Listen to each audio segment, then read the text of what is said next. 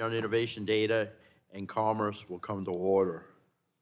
The chair recognizes himself for 5 minutes for an opening statement. Good morning again.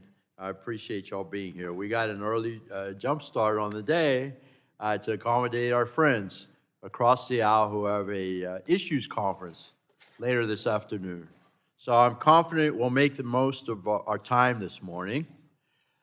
We made great strides last Congress, as you know, with the leadership of this committee, demonstrating that we can come together in a bipartisan fashion for the American people. I look forward to continuing and completing that important work this Congress. Earlier this week, the House passed H.R. 538, the Informing Consumers About Smart Devices Act, from Representatives Curtis and Moulton with broad bipartisan support. I want to recognize Chair Cantwell and Ranking Member Cruz in the Senate for sponsoring the Senate companion bill, which I take as a strong sign that the Senate cares about Americans' privacy. I hope I'm right. I thank these members for working on legislation that complements this committee's broader privacy goals and provides great transparency to Americans about the ability for devices to secretly record them. This is just one of many examples of why congressional action on broader, comprehensive privacy and data security is desperately needed, and why we are holding this hearing today, the second in a series of 3.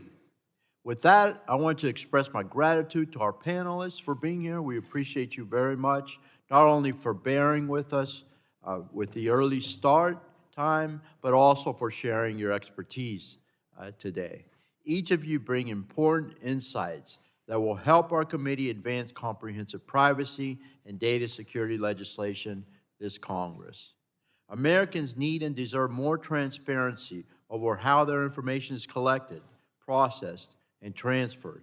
In the past several years, our constituents have likely noticed the internet becoming more personalized for them, whether they're seeing more targeted advertisements showing items that they've recently viewed on another website, or experiencing content on social media that matches what they've interacted with elsewhere. Sometimes it's scary stuff. To some, these practices may be viewed as more convenient for their shopping or useful for how they digest information.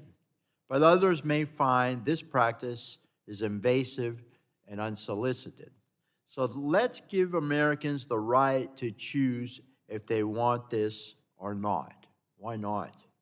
Mr. Mudd, thank you again for being here to walk us through how legislation can work for businesses operating in the digital ecosystem, and to share your expertise about how we can both protect innovation in our economy and still give Americans freedom to choose what to do with their personal and sensitive data. I know we can get this done. I appreciate you being here, sir. We also need to ensure legislation works for everyone and doesn't adversely impact our constituents or impede on the basic liberties that every American deserves. Ms. Givens, I want to thank you for your expertise on these matters, as well as for your support over the last year in advancing comprehensive legislation. Thank you so much. Lastly, we need to ensure responsible government approach to enforcing clear rules for businesses to comply. Companies, especially small startups, shouldn't be subject to random or punitive letters in the mail notifying them that certain practices could be unfair or deceptive. It is essential that the FTC enforce the laws that we as a Congress enact and specifically authorize, but not go rogue beyond the rules of the road we provide. This type of regulatory certainty is needed for businesses to comply. They must comply, but again, it's got to be fair. Mr. Rich, thank you for testifying today. Again, you have great insights regarding the role of the FTC in enforcing laws, but doing so in a way that doesn't unduly burden legitimate business activity. I look forward to continuing to work with you on achieving the right balance for the FTC to enforce a national privacy and data security law to protect Americans of all ages, while at the same time ensure that businesses that follow the rules aren't subject to government overreach and frivolous litigation. The committee appreciates your deep institutional knowledge and insight. Thank you so much. Again, thanks again to our panel for being here, and I look forward to your testimony. The chair now recognizes the subcommittee ranking member, Ms. Schakowsky, for her 5 minutes for an opening statement. Good morning. Good morning, everyone. Thank you so much, Mr. Chairman. And I really want to begin by saying how proud I am of the work that this subcommittee has done really over the years, particularly in the last session of Congress, in a bipartisan way. And I am really looking forward, as you said in your beginning remarks, that we can do this together, that we can go forward. We were almost there. We were able to pass in a unanimous way, almost, the American Data Privacy and Protection Act, again, working together. We heard the cry of the vast majority of Americans who are really tired of feeling helpless online. We heard from stakeholders from every corner of government and civil society, and industry at 6 different roundtables that we had. But absent any action by the Congress, big tech is collecting ever more information about us, our personal information, intimate data, and these companies know our habits. They know our finances, where we are, where we live, where we're going. And when you browse the web or wear a smartwatch, a tech company is tracking you. So they use this data to manipulate us, to addict us, and to keep us on their platform so that they can provide even more ads to us. Or they sell the data to the highest bidder so that companies that you don't even know what their names are or who they are can build a profile about you. Harmful targeting of advertising on social media has exacerbated the mental health problems that we face, particularly among our young people. Our adolescents, our kids are the most vulnerable. Our teenagers, we have to make sure that we are protecting them. All this is in the name of profit. It is time, and the time has really passed, I think, for us to do a data privacy law, and I really, really look forward to working together. Our past effort, I think, provides, once again, the guidelines for how we can move together, and I absolutely look forward to building on the momentous gains that we have made. And so I think it's time for us to roll up our sleeves and, in a bipartisan way, to get to work.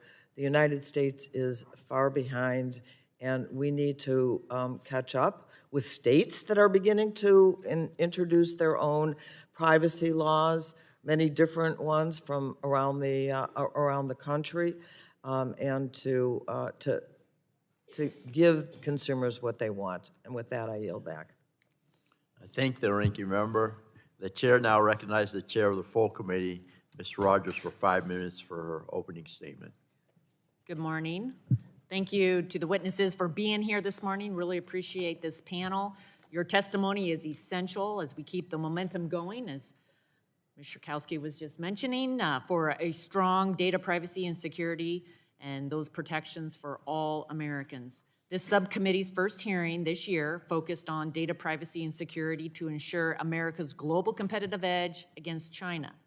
Today's second hearing in our series will consider what a strong national data privacy standard will mean in our everyday lives to rein in big tech, protect kids online, and put people in charge of their data.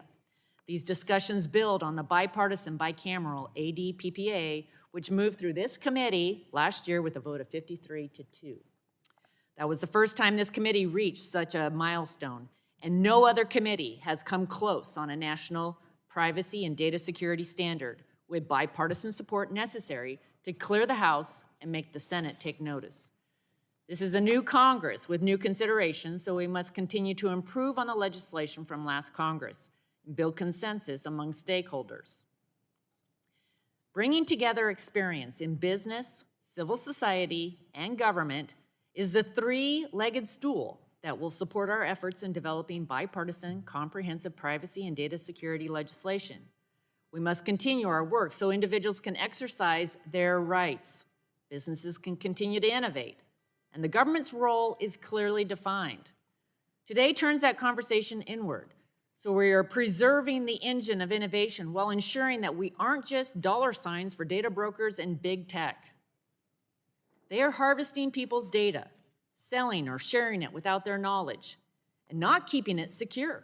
We need a national data privacy standard that changes the status quo regarding people's data. Right now, there are no robust protections. Americans have no say over whether and where their personal data is sold and shared. They have no guaranteed way to access, delete, or correct their data. And they have no ability to stop the unchecked collection of their sensitive personal information. This isn't acceptable. Data brokers and big tech's day of operating in the dark should be over. People should trust their data is being protected. We're at an inflection point to ensure our personal information is responsibly collected so artificial intelligence is developed with our values. We need to ensure that the metaverse doesn't become the next frontier of exploitation for our kids. That requires a broad, comprehensive bill that will address all Americans' data and put even stronger guardrails around our kids. That's why the American Data Privacy and Protection Act included the strongest internet protections for children of any legislation last Congress. And its protections did not stop with kids. ADPPA gave everyone data protections, no matter where they live and no matter their age. We will continue to build on ADPPA this Congress and get these strong protections for our kids and all Americans signed into law. I want to thank the Ranking Member Pallone, other colleagues, Ranking Member of this subcommittee, Jan Schierkowski, as well as the chairman of this subcommittee, Gus Bilirakis, and colleagues on this committee across the aisle for working together on this legislation. We have a shared goal here, and we're going to continue this work, and we're going to get it done in this Congress. I look forward to today's hearing and for our privacy series to continue on March 23rd when TikTok CEO is before this committee. Thank you, and I yield back. Thank you. I want to thank the chair. And again, as you said, we got it across the finish. We got to get it across the finish line this time, but we did our job last Congress under your leadership, Madam Chair, and the leadership of the ranking member. So we can make a good bill even better. So we appreciate that very much. And with that, the chair recognizes the ranking member of the full committee, my friend, Mr. Pallone, for his 5 minutes. Thank you, Chairman Bilirakis. Last Congress, when I chaired the committee, I was proud to work with then ranking member Rogers and now Chair Rogers and the other subcommittee leaders on the American Data Privacy and Protection Act, and that was the first bipartisan and bicameral comprehensive data privacy legislation in decades. And this was a historic achievement with a 53-2 vote out of committee. In this subcommittee's first hearing of this Congress, I was pleased but not surprised to hear Chair Rogers reaffirm her commitment to advancing this bill. Simply put, as we will hear from today's witnesses, we need comprehensive federal data privacy legislation, and we need it urgently. Today, many of our essential consumer products, especially those offered by the largest tech companies, require consumers, including children and teens, to trade their personal data for services. And this is not a real choice. People can't thrive in our digital economy without access to websites, mobile applications, email services, and other forms of online communication. Members of both parties talk a lot about holding big tech accountable. And I firmly believe that the way to do that is by adopting a strong national privacy standard that limits the excesses of big tech and makes the digital world safer. The testimony we will hear today will illustrate the fact that the lack of a national privacy standard doesn't just hurt consumers, it also hurts small and emerging businesses by favoring big providers at the expense of new competitors. Providing certainty to all consumers, businesses, and markets about fair and appropriate data collection and use is crucial for continued American innovation. We simply cannot go another Congress without passing comprehensive privacy legislation. Our legislation last Congress includes input from many of you on this subcommittee and countless other stakeholders. It directly confronts and reaches important compromises on the sticking points which derailed earlier congressional efforts. The American Data Privacy and Protection Act will put people back in control of their personal data, stop data collection abuses by big tech, provide important protections for kids, rein in the shadowy world of data brokers, and establish strong federal data security standards. The legislation achieves all this by starting with a fundamental shift in how data is collected, used, and transferred. It rejects the coercive notice and consent system that has failed to protect Americans' data privacy and security. Instead, the bill adopts a data minimization obligation. It requires companies to limit the personal information they collect. They will only be able to collect what is reasonably necessary and proportionate to providing the services that consumers are requesting. At this subcommittee's first hearing this year, we heard testimony that data minimization protects consumer privacy and is critical for cybersecurity and national security, and that's exactly what our bill did. And again, the American Data Privacy and Protection Act also protects kids from big tech. It bans targeted advertising to children under 17, and covered entities will not be able to transfer covered data belonging to children without consent. To help enforce these protections for kids, the bill establishes a Youth Privacy and Marketing Division at the Federal Trade Commission. Our legislation also shines a light on the shadow world of data brokers that profit from buying and selling our personal data.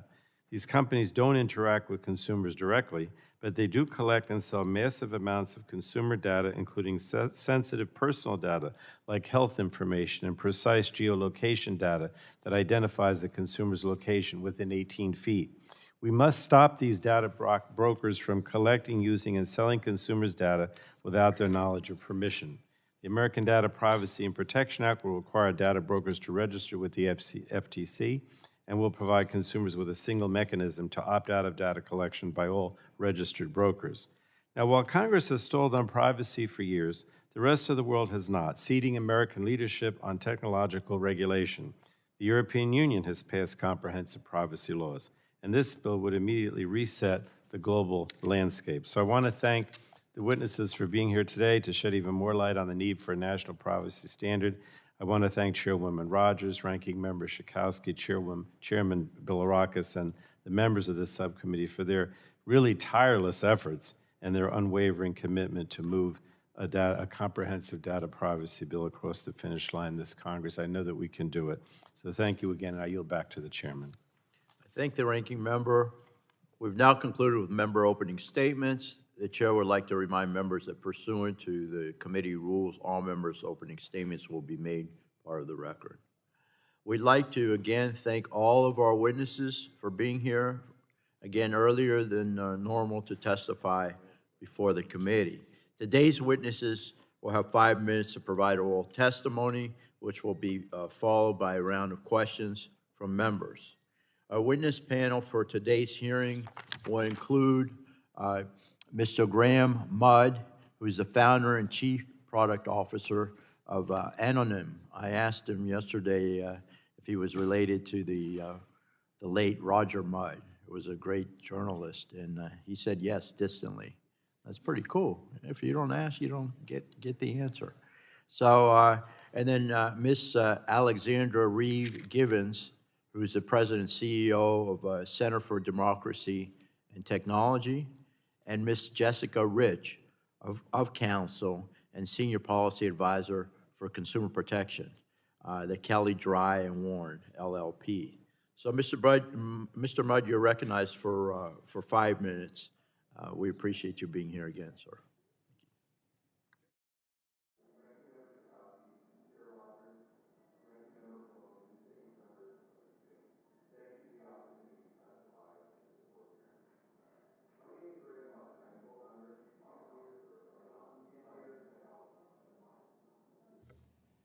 Apologies.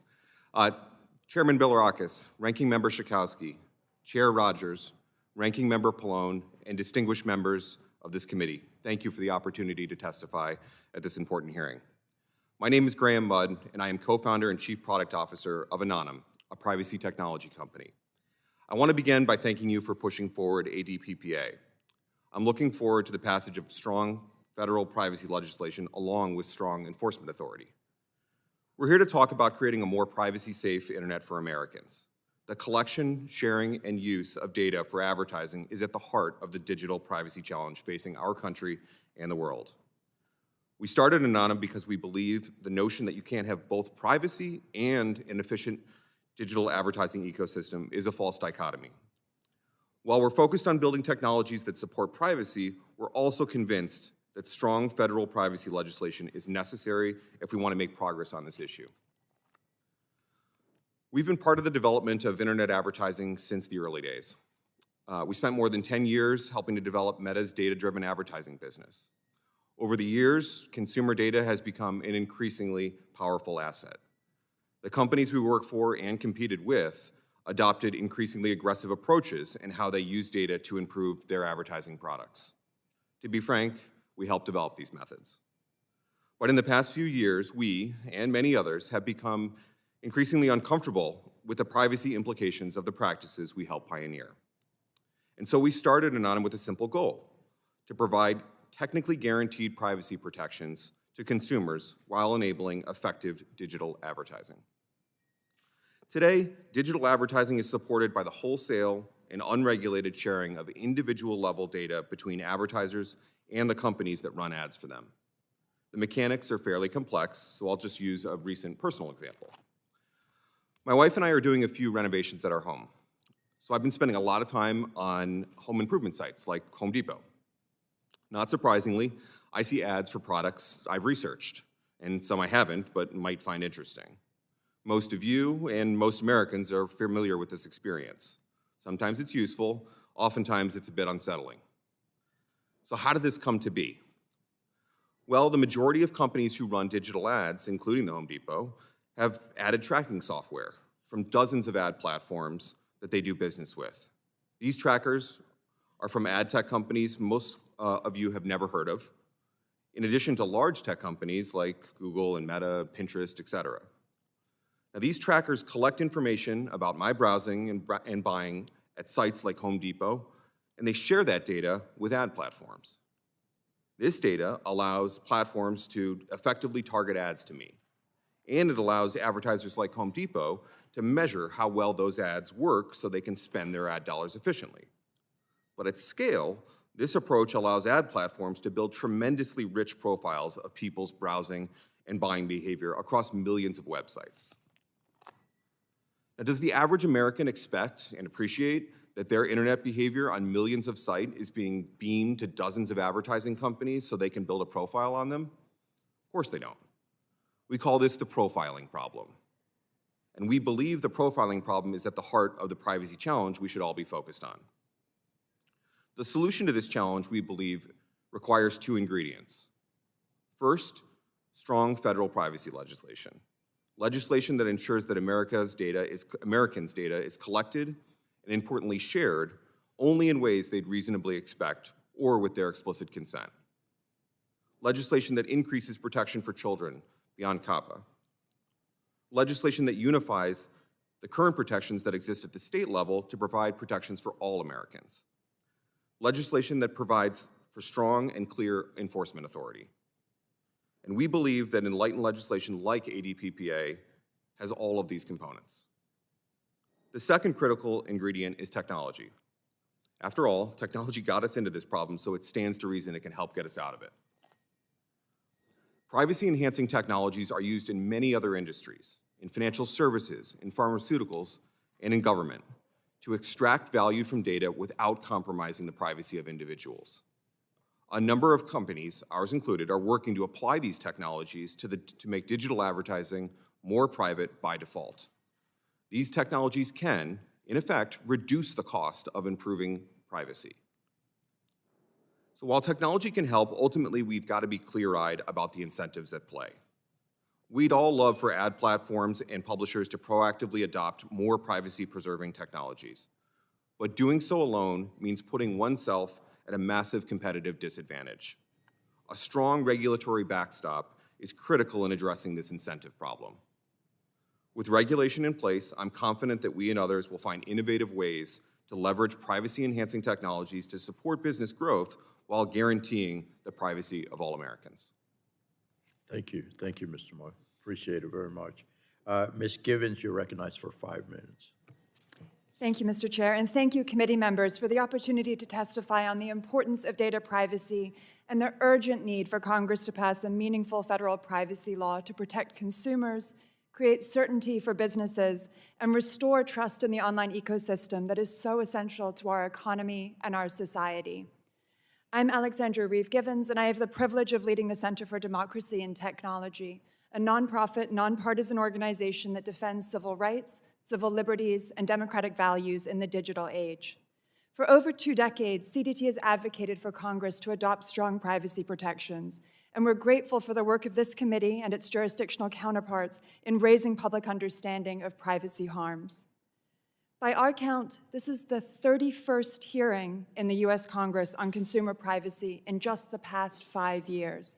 Substantive hearings that have built a rigorous and detailed record about the overwhelming need for a comprehensive federal privacy law.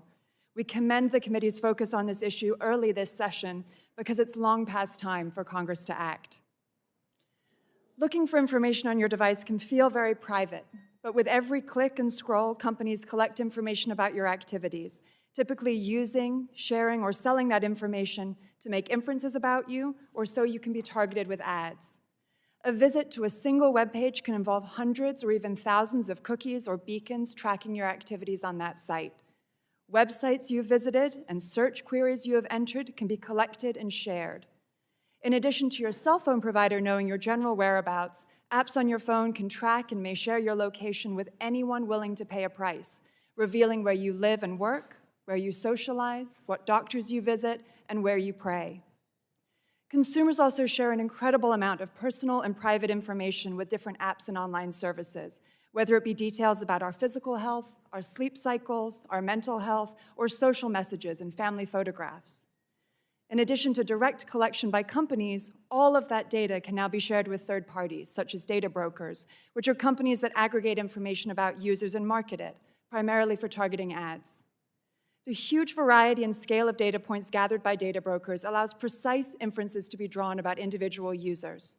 A 2013 report by the Senate Commerce Committee detailed how data brokers assign profiles to people, including categories like suffering seniors, rural and barely making it, and ethnic second city strugglers.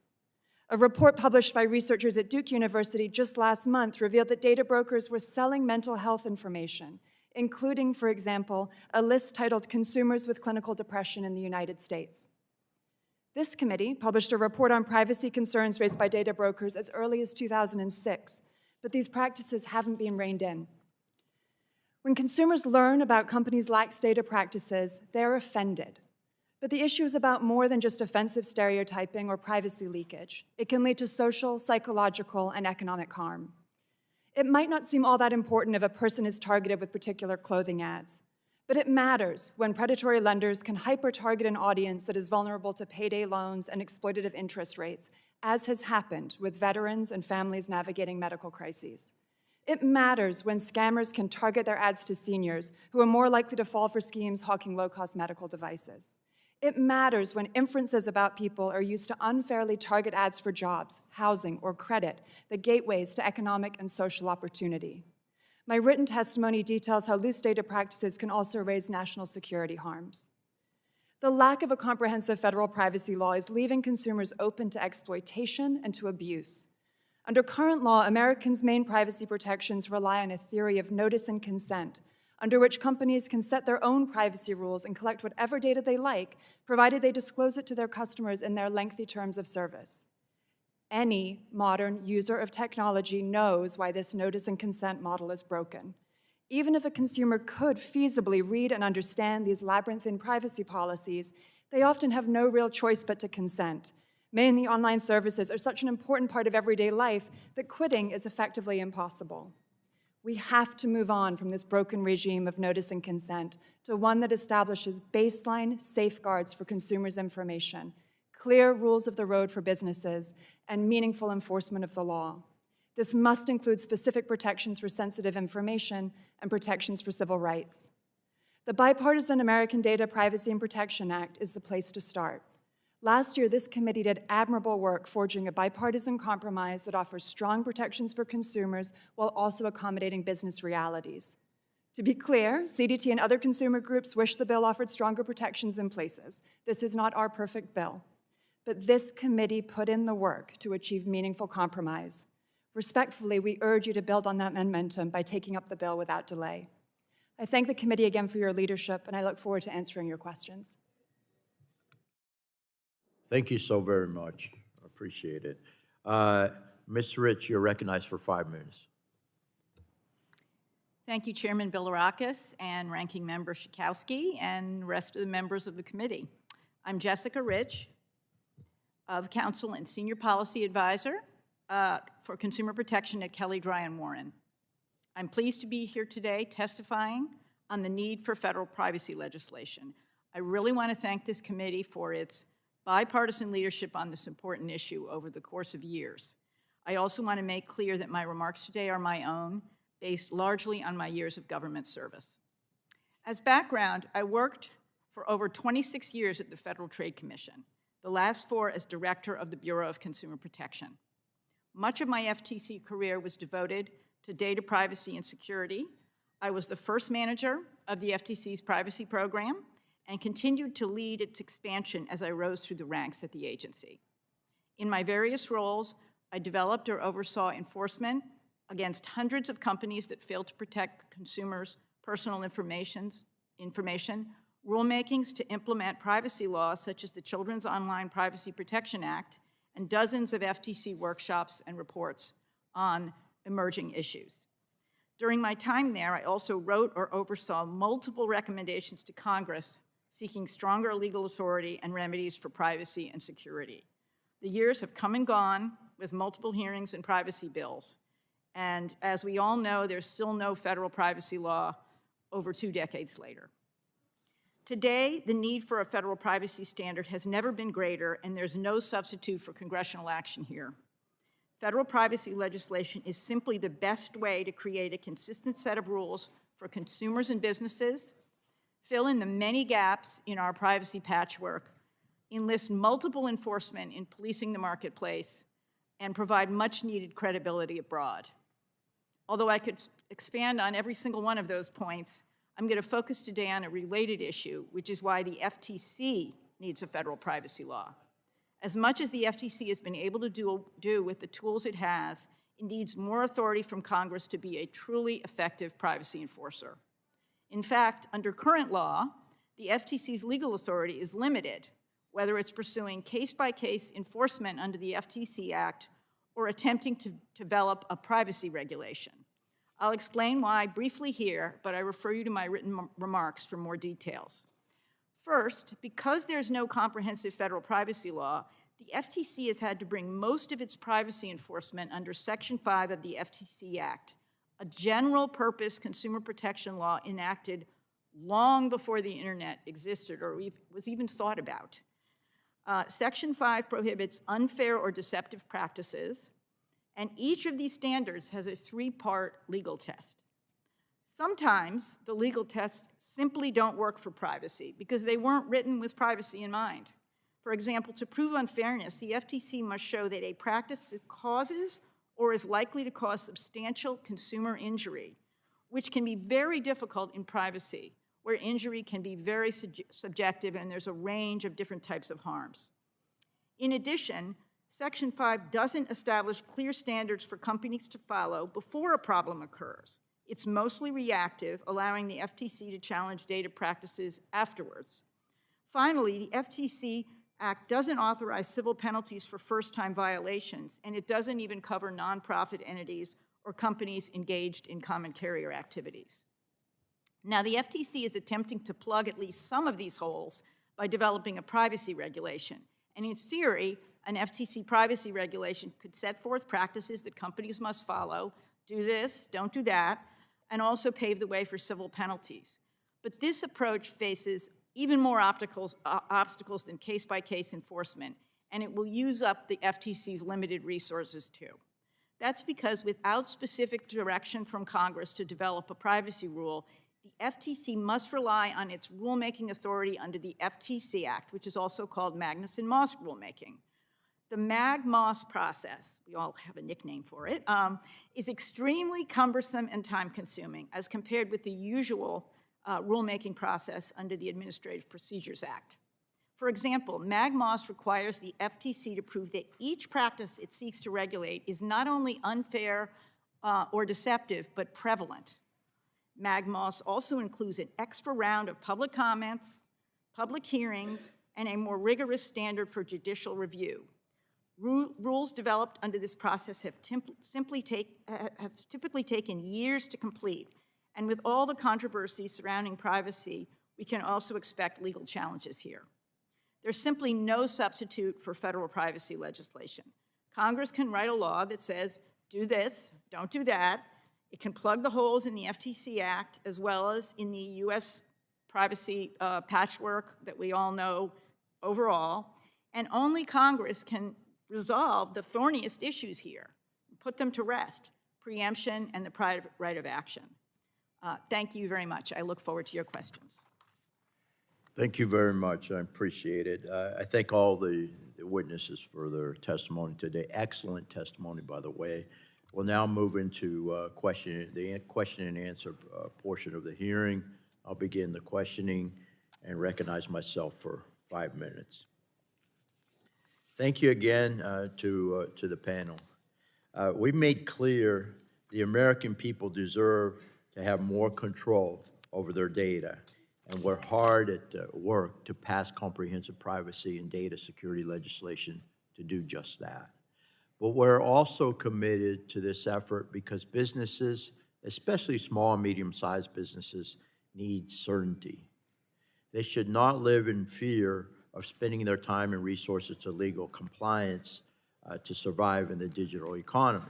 Unfortunately, the opposite is occurring, and the growing state patchwork is unsustainable for the American economy, and California is still adding more layers to the regulation.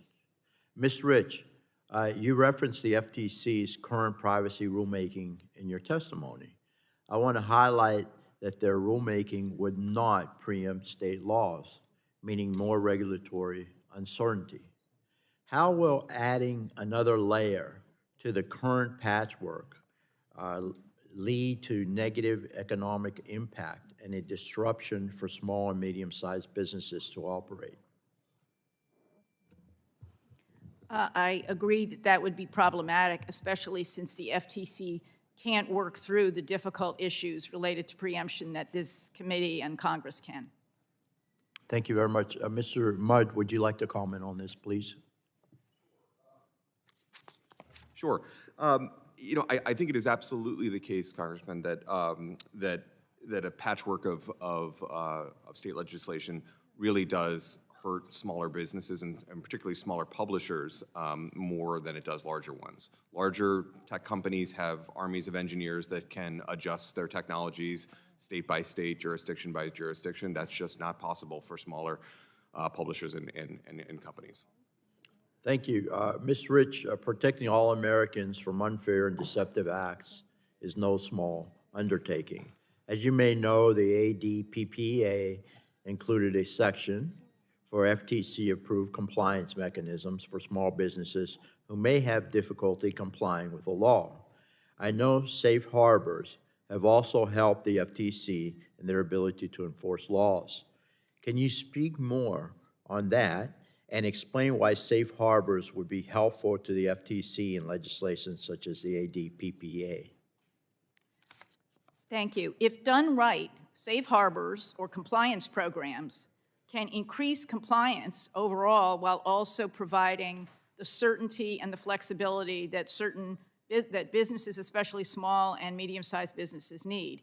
The idea is that an independent organization can create a compliance program that meets or exceeds the standards in the law, and then the FTC approves them using a rigorous process, and then companies that need this kind of structure and guidance and help can join the program and be evaluated and certified for compliance and thus comply with the law. If the requirements are rigorous, which they are in the ADPPA, it expands both compliance while also providing certainties for the companies that join these programs. Very good. Thank you very much. I'll yield back, and now we'll ask the ranking member of the subcommittee, give her 5 minutes for her questions. Thank you. First of all, let me just say how cheered I am by the consensus that we have. You know, we've got a practitioner, we've got a not-for-profit, we've got government, we've got, it seems, Republicans and Democrats, so let's move forward. So the question, let me start with Ms. Givens. So it seems to me that the current notice and consent privacy regime really doesn't work very well for consumers.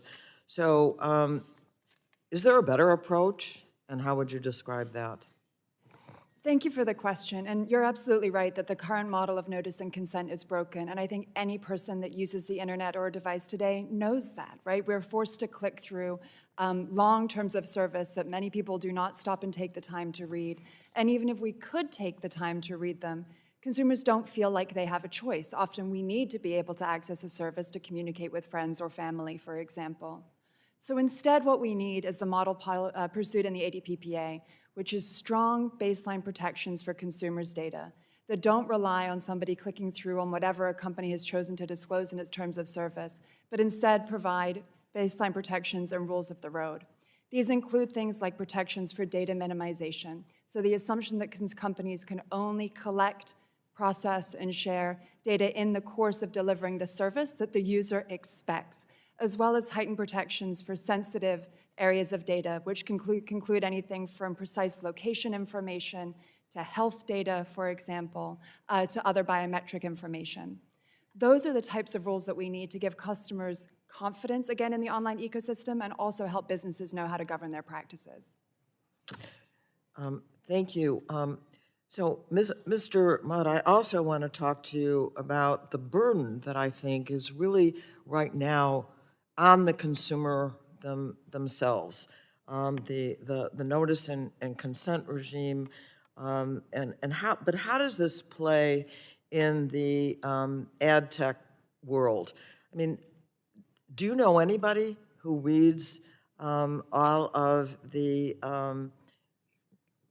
I once brought in the pages and pages of the terms of service and all of that. So I just wondered how you'd comment on what we need to do better. And I don't want to see more burdens than saying the consumer has to do more to protect themselves.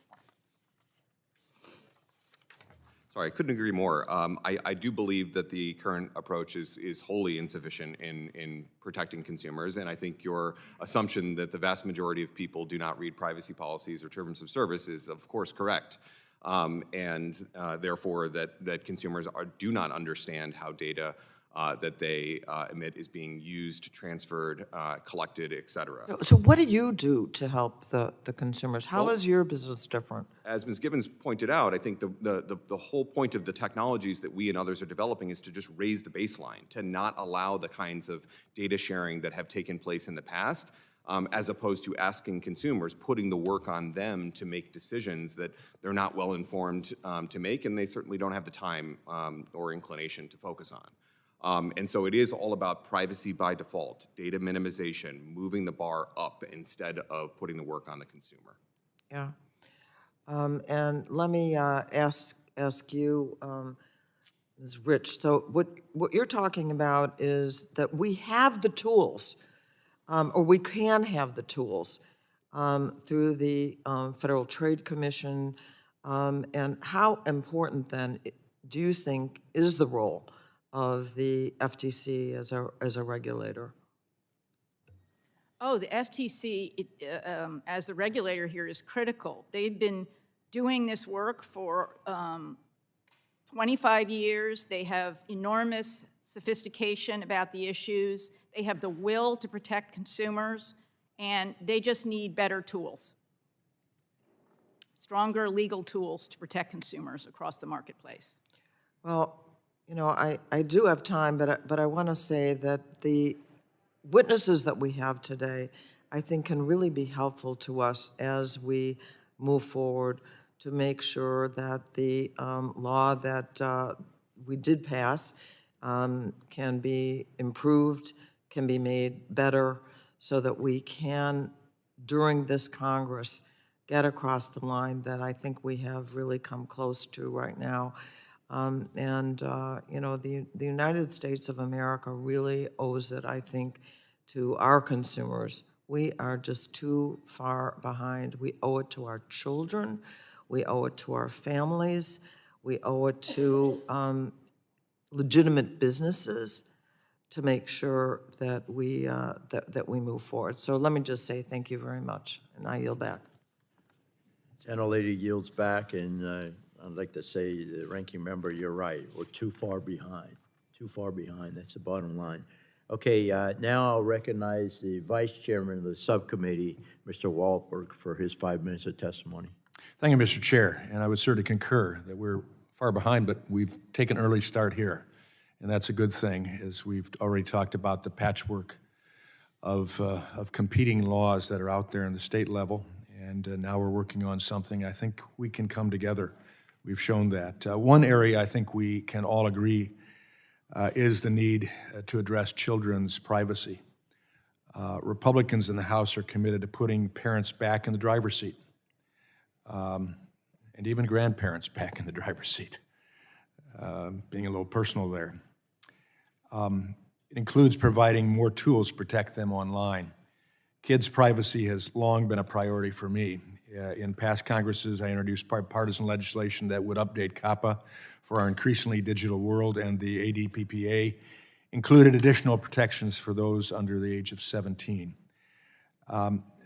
Ms. Gibbons, how should children's privacy protections be addressed differently than those for adults in a comprehensive privacy law? Thank you for the question, and thank you for your leadership on this issue to protect children across the country. The ADPPA includes some important protections for children and is specific in calling them out. One is the additional division created at the FTC to focus on this issue. But additionally, there are protections, for example, prohibiting the targeting of ads to children and teenagers under the age of 17, and also express limits on the sharing of their information without express opt-in consent. This matters because our children are being targeted online, and unfortunately, COPPA right now is not up to the job in addressing abusive data practices. But what's critically important is that we can't just focus on the privacy needs of kids. We need to do this in a comprehensive way that protects all consumers. And the reason we need to do that is when you only focus on protecting the interests of children, you actually create new obligations, for example, to test for people's ages that can sometimes undermine people's privacy. So what we need to do is the approach that's followed in ADPPA today, which is to lift up privacy protections for all consumers and then charge those additional resources to protecting kids in additional ways to make sure that we really are living up to what our children need online. Okay. What's good for one can be good for all in a great way as we do it comprehensively. COPPA currently includes an actual knowledge standard for information, Ms. Rich, collected on those under age of 13. The law was passed in 2000, and the FTC last made rule changes in 2013. How has the landscape changed since then, and is an actual knowledge standard still appropriate? You went right to the heart of the issues, didn't you? Sometimes I do it right. The FTC has not updated COPPA, and a lot of people wonder why. In remarks, public remarks, there was some suggestion that they're waiting to see if Congress updates the law so that, they don't have to do it twice. But I can't fully understand why they're not using the tools that they have. COPPA is very outdated.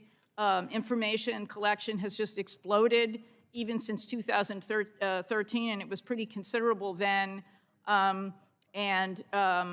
All sorts of new practices in the marketplace, and we really do need special protections for kids and teens, as is included in the ADPPA.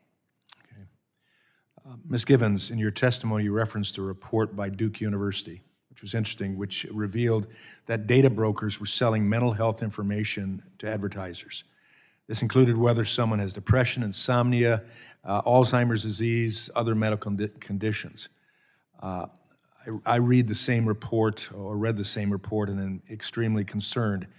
HIPAA was created to protect our medical information, but with the explosion of health apps, that data is no longer just held by your doctor's office. What gaps are there in protecting medical privacy, and how do we fill them? Thank you for the question, because this is an urgent problem. You're right that HIPAA does protect data, but it's only when it's held by a covered entity, which doesn't include any of the commercial apps or services that users interact with every day, sometimes sharing really important mental health insights if you're using an app to kind of do journaling. In addition, inferences that companies can make about you based on your behavior, from which they might be inferring some of the medical conditions that we just described, which is why we have to have— True or untrue, yeah.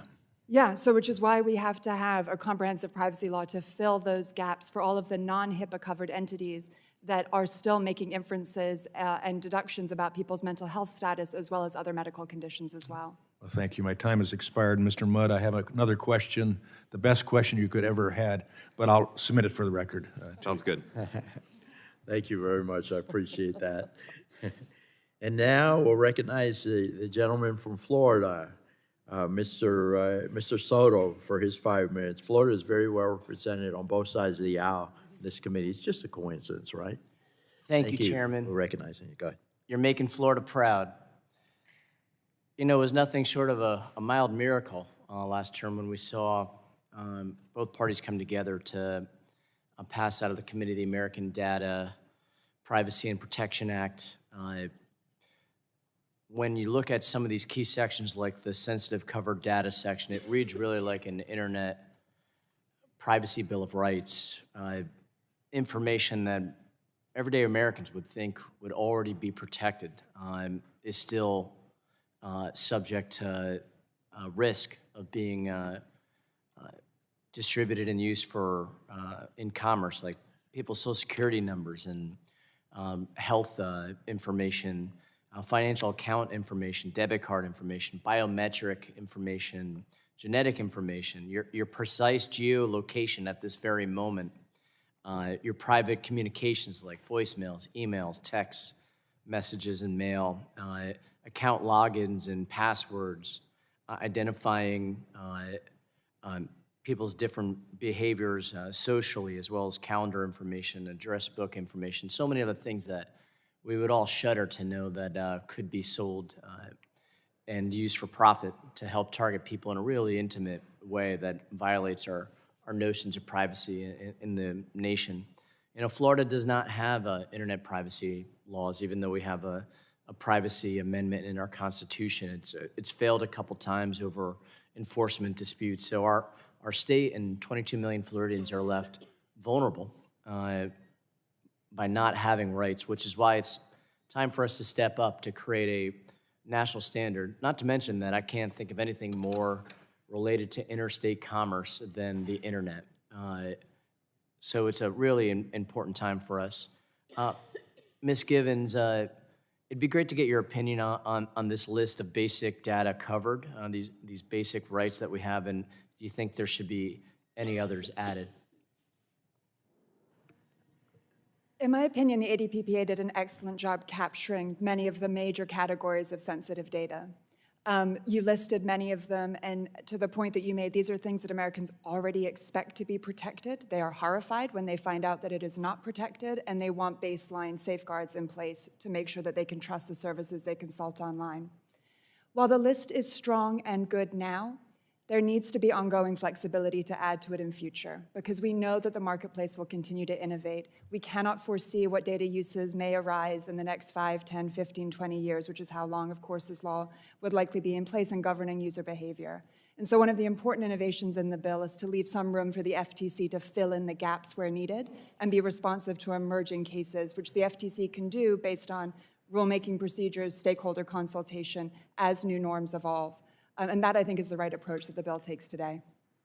So do you believe that already is included, that kind of flexibility is already enough in the ADPPA already for FTC to recognize these new types of information? I do think so. I think the covered list that we have now, the fact that it includes both the data itself and inferences that may reveal that information, coupled with the ability to fill in gaps in future, is a really important combination.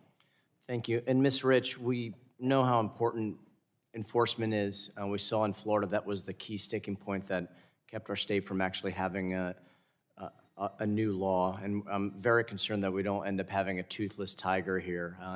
The bill we already passed out of the committee last year had both a role for the FTC, a private right of action, and rules for state attorney general and state attorney generals. How critical is it to have all three of these mechanisms in place? And can you give us any guidance on that? Well, having been part of this debate for over 20 years, I would say whatever it takes for you guys to agree on a law is what I support. But I do think that some level of consistency is important, and which is why I do support some level of preemption and some limits on private litigation, especially since private litigation sometimes benefits attorneys more than consumers.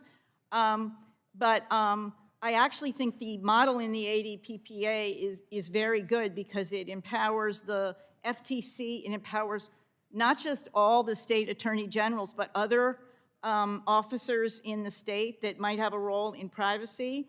And so given that the state attorneys general have been very active in privacy, I think this new tool would empower them even more, and we'd have a lot of cops on the beat.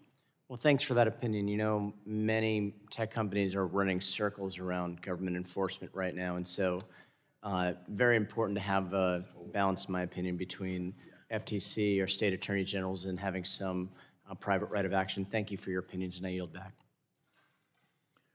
Thank you, sir. Appreciate it very much. Now I'll recognize the gentleman from South Carolina, Mr. Duncan, for his 5 minutes. Thank you, Mr. Chairman, and this has been an informative hearing. I'm an energy guy, so this isn't in my wheelhouse, but it is educating me on the issue. So just one real quick question, because Ms. Rich, we've heard a lot from downtown over the preemption clause in the ADPPA, namely that doesn't go far enough, especially with respect to overly restrictive provisions coming out of California. While the previous Speaker of the House disagreed with that sentiment, I understand there are concerns over certain carve-outs that are not otherwise addressed in the bill. Could you speak to that? Well, as I said, I do think that there is some level of preemption that should be in the bill so we get as much consistency as possible. I would also note that by the measure of many consumer advocacy groups who are reading all of these bills and laws very carefully, the ADPPA is stronger than than existing state laws for the most part. There may be one provision here and there and stronger. But, you know, in an effort to compromise, this committee carved out certain things, including the California private right of action. So as I said, whatever it takes, but I do believe the ADPPA is the strongest law we've seen, the strongest bill we've seen anywhere on privacy. Well, thank you for that. I think some sort of uniformity where states know how to comply with a lot of different things, the ADPPA being an example of that. Mr. Chairman, legislative hearings and hearings like this are very informative. I appreciate you doing that. I don't have another question. I yield back. I appreciate that very much. Thank you. And now we'll recognize the ranking member of the full committee, Mr. Pallone, for his 5 minutes.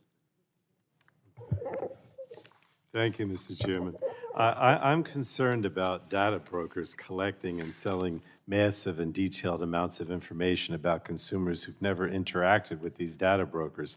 So let me start with Mr. Mudd.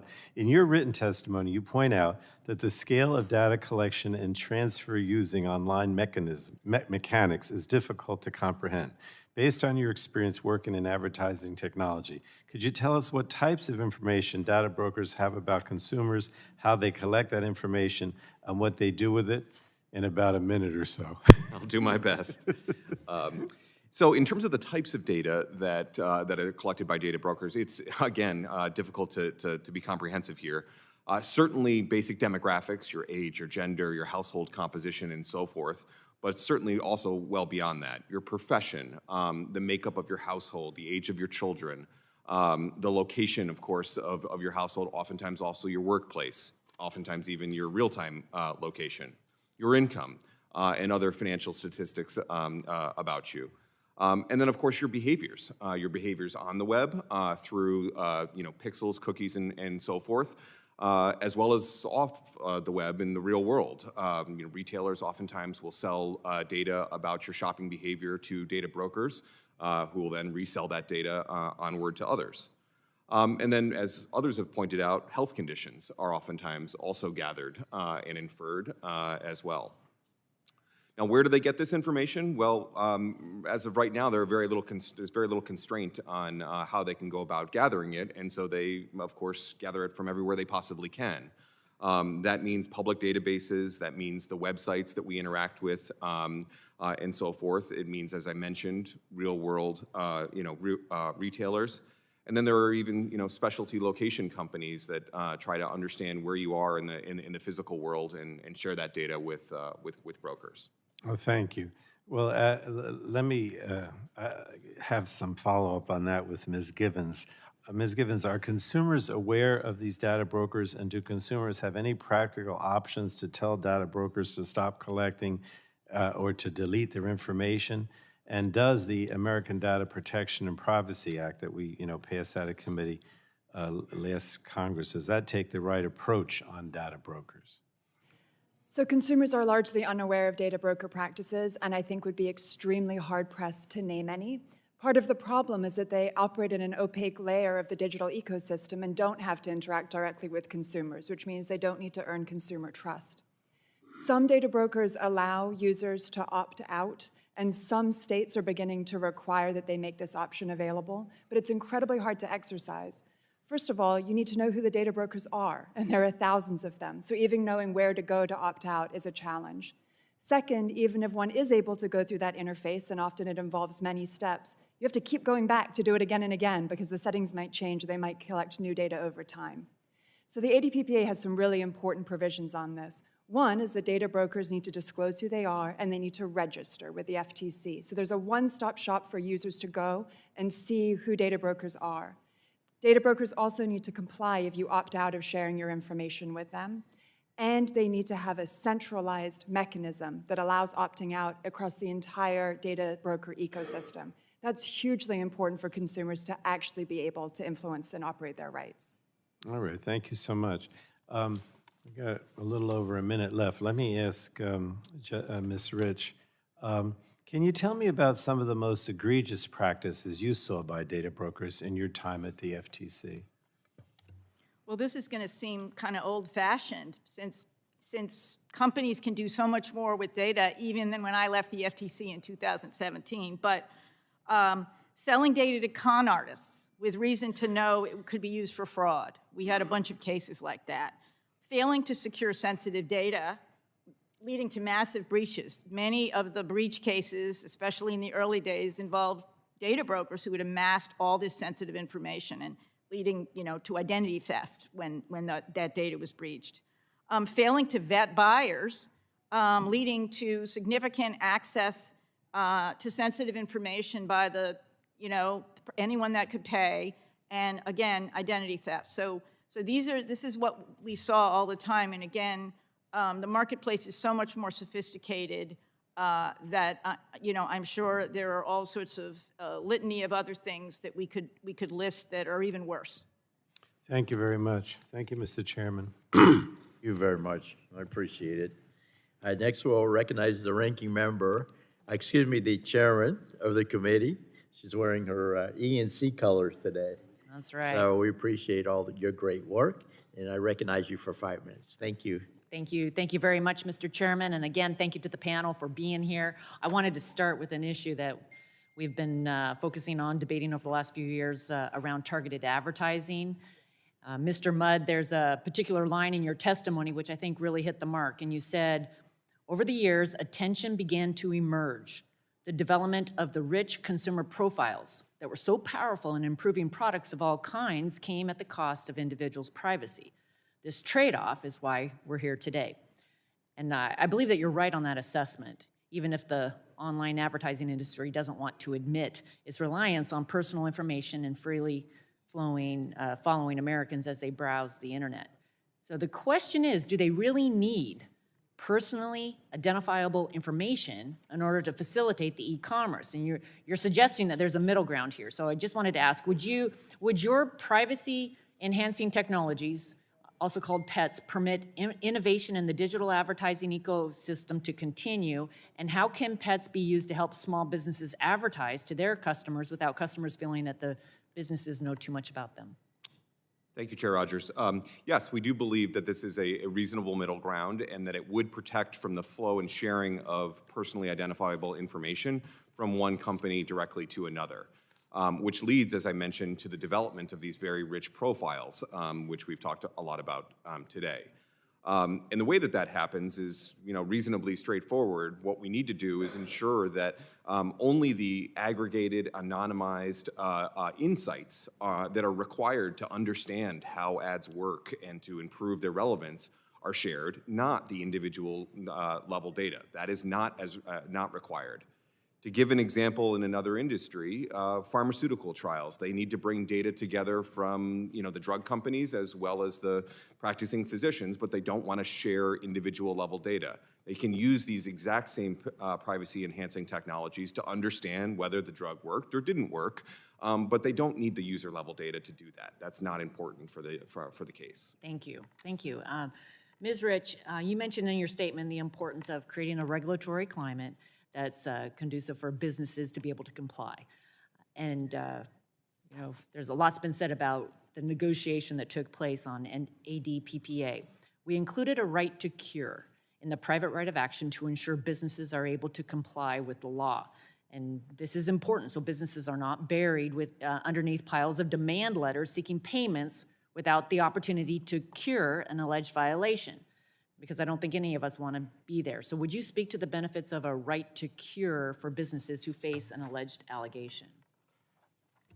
Well, when I was at the FTC, I wouldn't have supported a right to cure because it does give people a second bite of the apple to, violate the law. But when it comes to a private right of action and there are concerns about the effect on on companies that aren't the largest companies and can't afford all this litigation, I think the right to cure is a very reasonable response to make sure that instead of it, private right of action leading to a lot of litigation, companies have a chance to get it right, one chance, and then comply and have the protections in place for consumers. And I would note that other privacy regimes include rights to cure, both for private right of actions and for government enforcement. Thank you. Ms. Givens, I know that we may not see eye to eye on every aspect of ADPPA, but I do want to thank you for your support of our work. A private right of action is a tough nut to crack in the scope of a bill like ADPPA. You highlight some of the boundaries of where FTC can enforce harms. And in your testimony, you state the FTC's unfairness statement, which courts still cite in their opinion, says that emotional impact and other subjective types of harm will not ordinarily make a practice unfair, but might do so in extreme cases when tangible injury can be shown. So I am sympathetic for why there's strong desires to include a private right of action in such an instance when big tech may harm someone, especially a child. However, I also want to make sure that it's not abused by the plaintiff attorneys who would rather laws be so stringent so businesses are more likely to be out of compliance in order to sue. Would you be willing to work with us to ensure that there's parameters for how the private right of action operates for businesses, especially businesses of different sizes?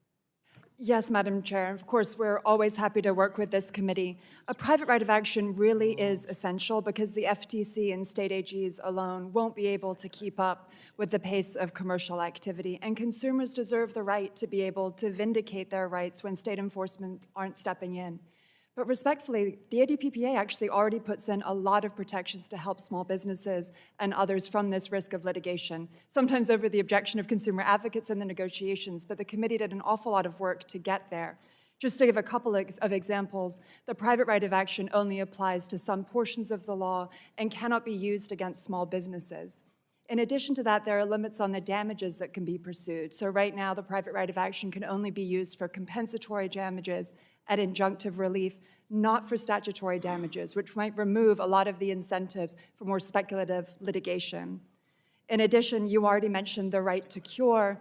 There's also an obligation for any plaintiffs before they file suit or even send a demand letter to give notice to the FTC and to state attorneys general in case either the FTC or state AGs want to bring the enforcement action instead. And there's a 60-day waiting period for that to happen as well.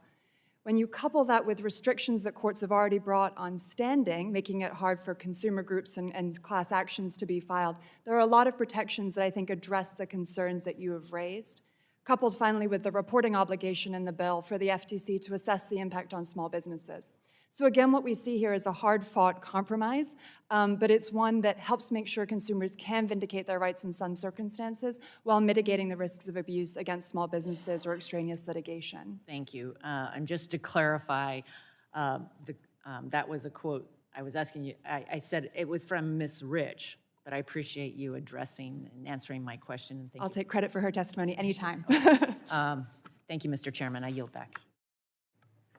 I thank the chair. Appreciate it very much. Next, we have Ms. Trahan. I recognize you for your 5 minutes of questioning. Great. Thank you, Mr. Chairman, Ranking Member Schakowsky, for organizing today's important hearing. You know, like many of my colleagues on the dais, I'm disappointed that we failed to pass the American Data Privacy and Protection Act in the full House last Congress. And I urge my colleagues, particularly those who are new to the committee, to continue working in a bipartisan way to pass a comprehensive privacy law that meets the needs of the families we represent. Mr. Chairman, the federal laws that govern our privacy today in March of 2023 are the same ones that were in place when we had a hearing on holding big tech accountable a year ago in March 2022. They're the same laws that were on the books when the CEOs of Google, Meta, and Twitter testified before this same committee a year prior to that in March 21. In fact, they're the same laws that for decades have permitted companies to harvest our sensitive data. Things like medical symptoms that we look up on a search engine or our location that paints a picture of where we work, where we send our kids to school, and where we pray, and sell that data to third parties or use it in ways that are contrary to what any of us would reasonably expect. Many of us have been sounding the alarm about this for a while. In the past 2 years, I've sent inquiries to phone and messaging apps asking about the misuse and sale of messaging metadata, to data brokers about the sale of geolocation data, and to online gaming companies about their treatment of data collected on our teens. These companies can and should be doing better. But without comprehensive privacy legislation like ADPPA, they won't act. And it doesn't stop there. One type of product I want to highlight, the desperate need for an update, is education technology. According to a 2021 study from Center for Democracy and Technology, 85% of teachers and 74% of parents believe ed tech is very important to students' education, and more teachers are becoming aware of the need to thoughtfully consider students' privacy. However, a majority of parents still have concerns about student privacy, and a significant number of teachers still have not had training on privacy policies and procedures. So, Ms. Givens, with the Family Educational Rights and Privacy Act, or FERPA, having passed nearly a half century ago, back in 1974, and still being the law of the land when it comes to student data, can you describe to what extent companies that offer ed tech software are or are not covered by FERPA? Thank you for the question and for citing our report. We spend a lot of time with educators, teachers in the classroom, as well as students and their families, and so we see firsthand the level of concern about how kids' data is being used in this environment. To answer your question, FERPA applies to personal information from education records that are maintained by covered entities. That basically means public K through 12 schools, colleges, and universities that accept federal student aid. When EdTech software vendors work with those covered entities, they have to comply with FERPA. But really importantly, FERPA falls short in all of the other ways in which EdTech vendors might be engaging and receiving information about students. So first, it doesn't contemplate harms that might result from other types of information, like when the vendor interacts directly with the student and gathers that type of record. Second, FERPA doesn't address any of the civil rights issues that can stem from algorithmic harms, as we're seeing increasing use of AI systems deployed in education settings. And third, FERPA's enforcement mechanisms fall directly on schools and not on the vendors, and the punishments are draconian. You lose your federal funding. We need the burden for privacy compliance to sit not just with the schools, which are so overwhelmed, but with vendors in this space as well. And so complementing FERPA with strong, comprehensive privacy protections for those commercial uses of this technology is really important as well.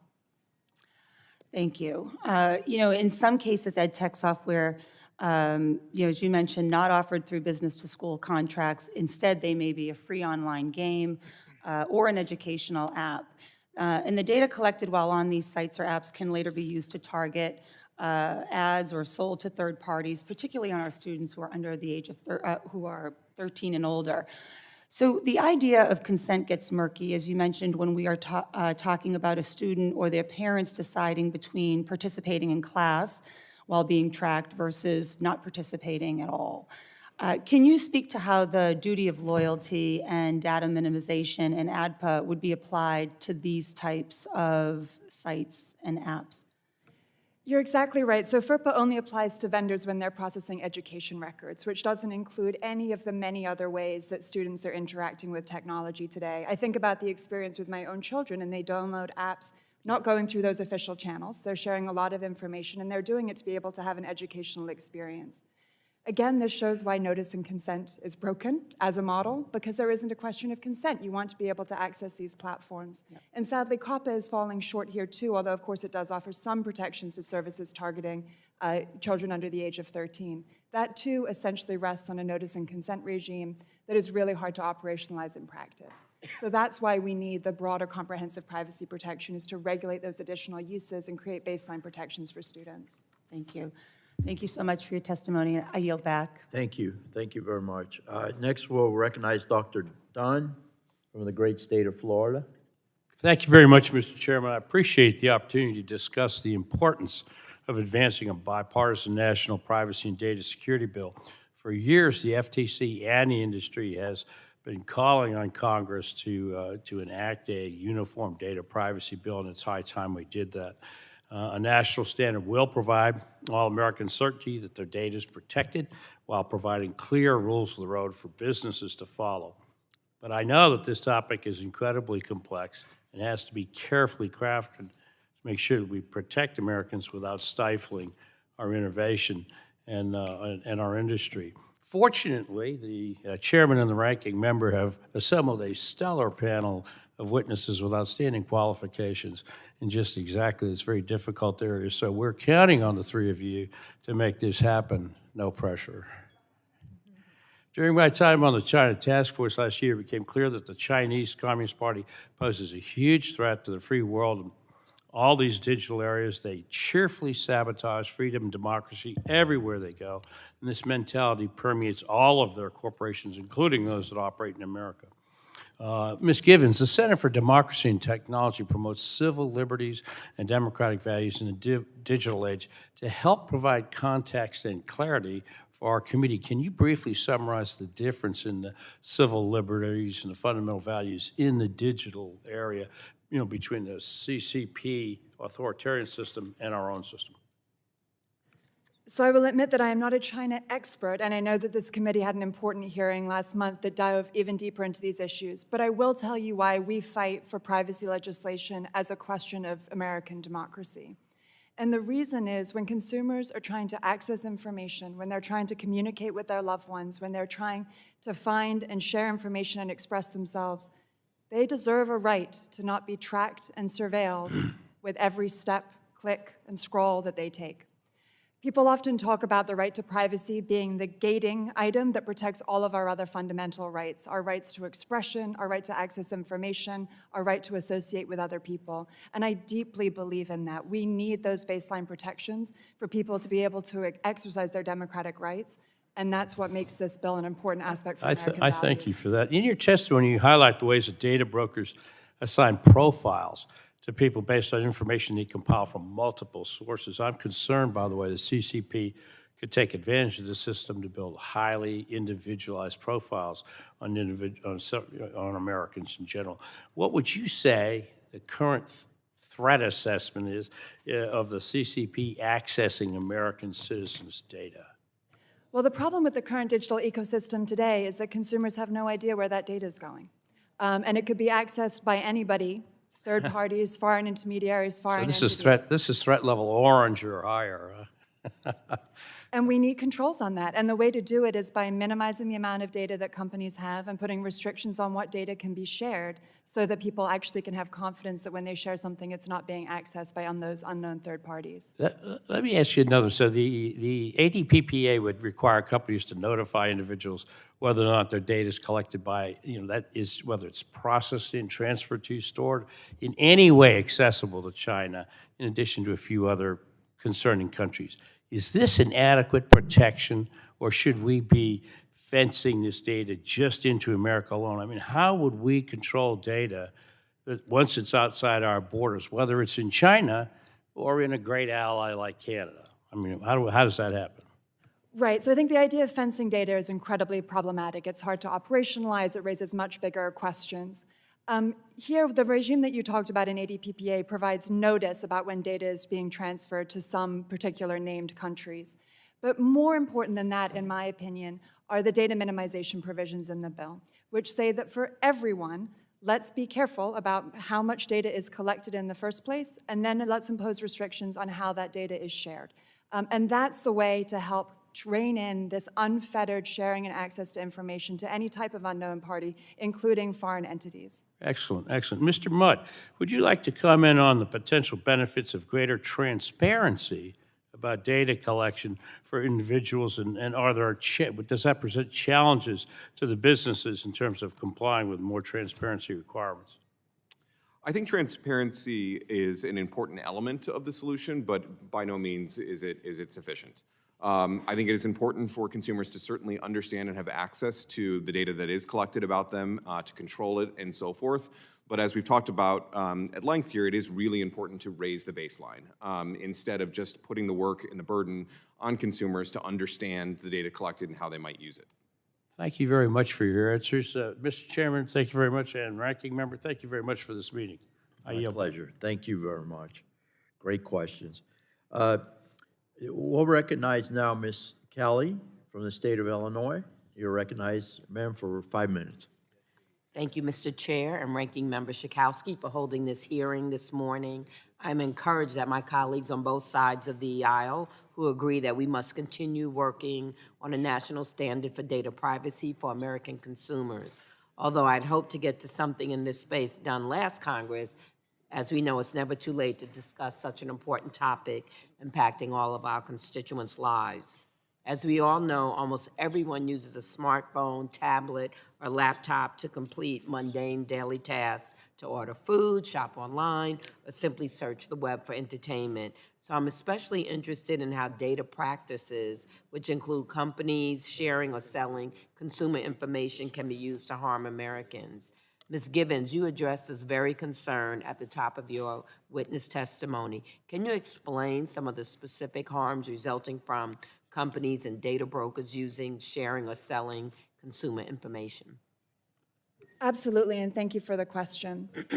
As I outlined in my testimony, there are examples of how data brokers gather all of these different pieces of information across the web to create very detailed profiles on people and to lump them into categories, which is used for targeting of ads and other types of inference-based behavior. When we look at what some of those categories are, you can instantly see what the nefarious harm might be. Ethnic second city dwellers, struggling seniors. This is offensive, but it also is showing why those ads might be targeted to particular vulnerable populations. And that's the type of consumer harm that we need to be careful about, and we really need to try to rein in. The other part is when ads are being targeted to people based on protected characteristics, that can be race, gender, religious identity, many other factors, or approximations of those factors. And that's another instance where we're seeing live instances of economic and social harm.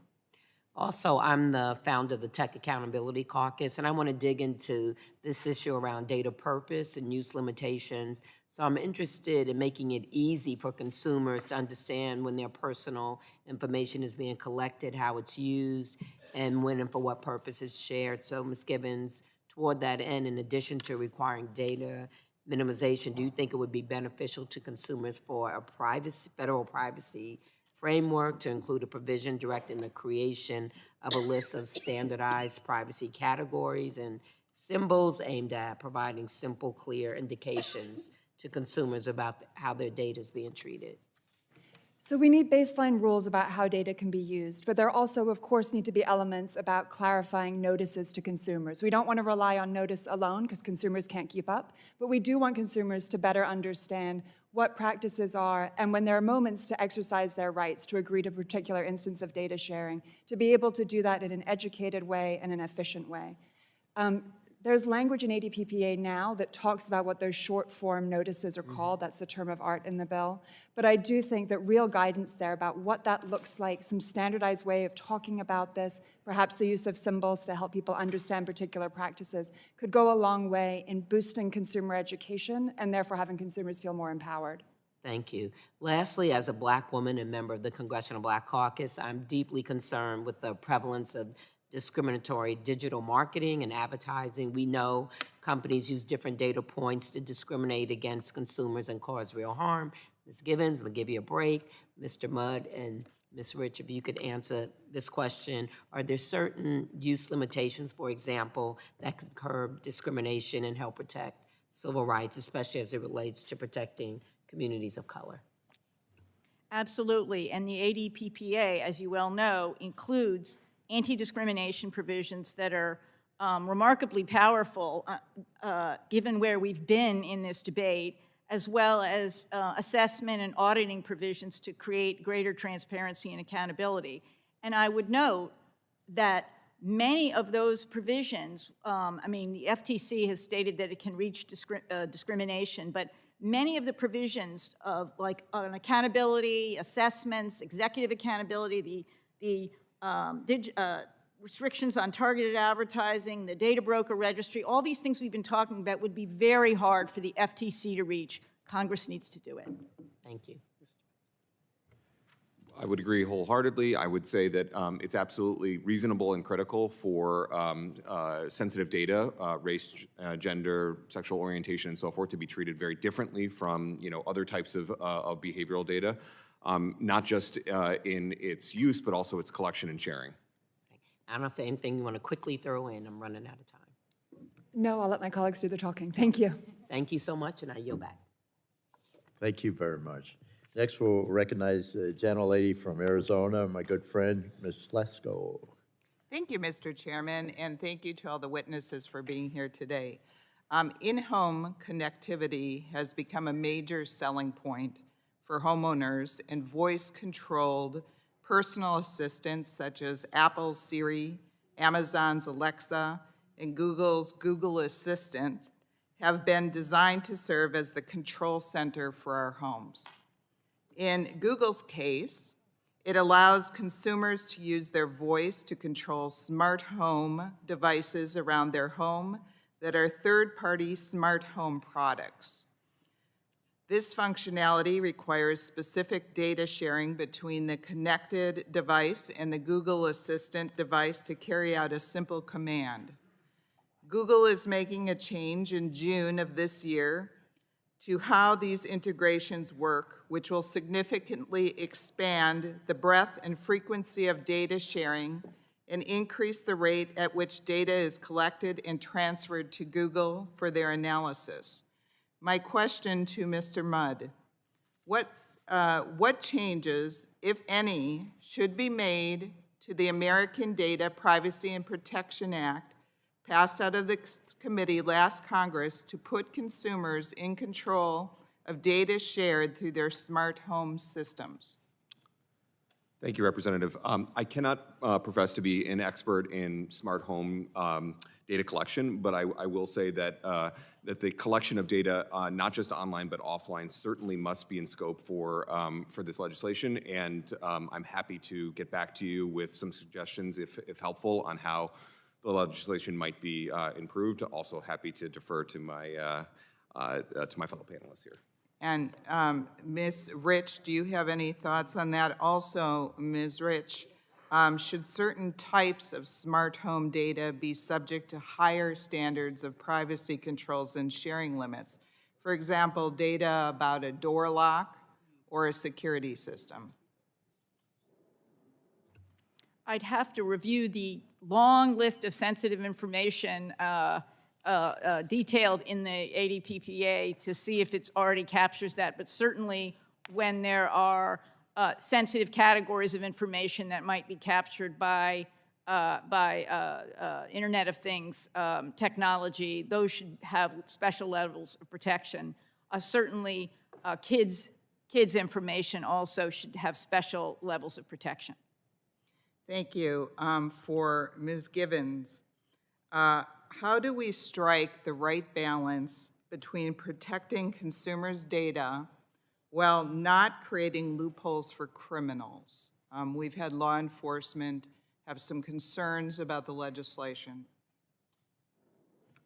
Yeah, so to speak to those concerns, the bill as it stands today does not limit law enforcement's ability to pursue its investigations, to access information from companies. I understand there have been some concerns raised that by reining in the sheer extreme volume of data that data brokers are able to gather, that might impede law enforcement's ability to do kind of one-stop shopping and go to those data brokers as a source of resources for their investigations. I would say on that point, we have to reach a balance here, and when we look at the unfettered collection and the additional harms being perpetrated by data brokers, I think that that's an important balance to strike, and we need to weigh those harms. The bill also includes some really important provisions that already consider law enforcement concerns.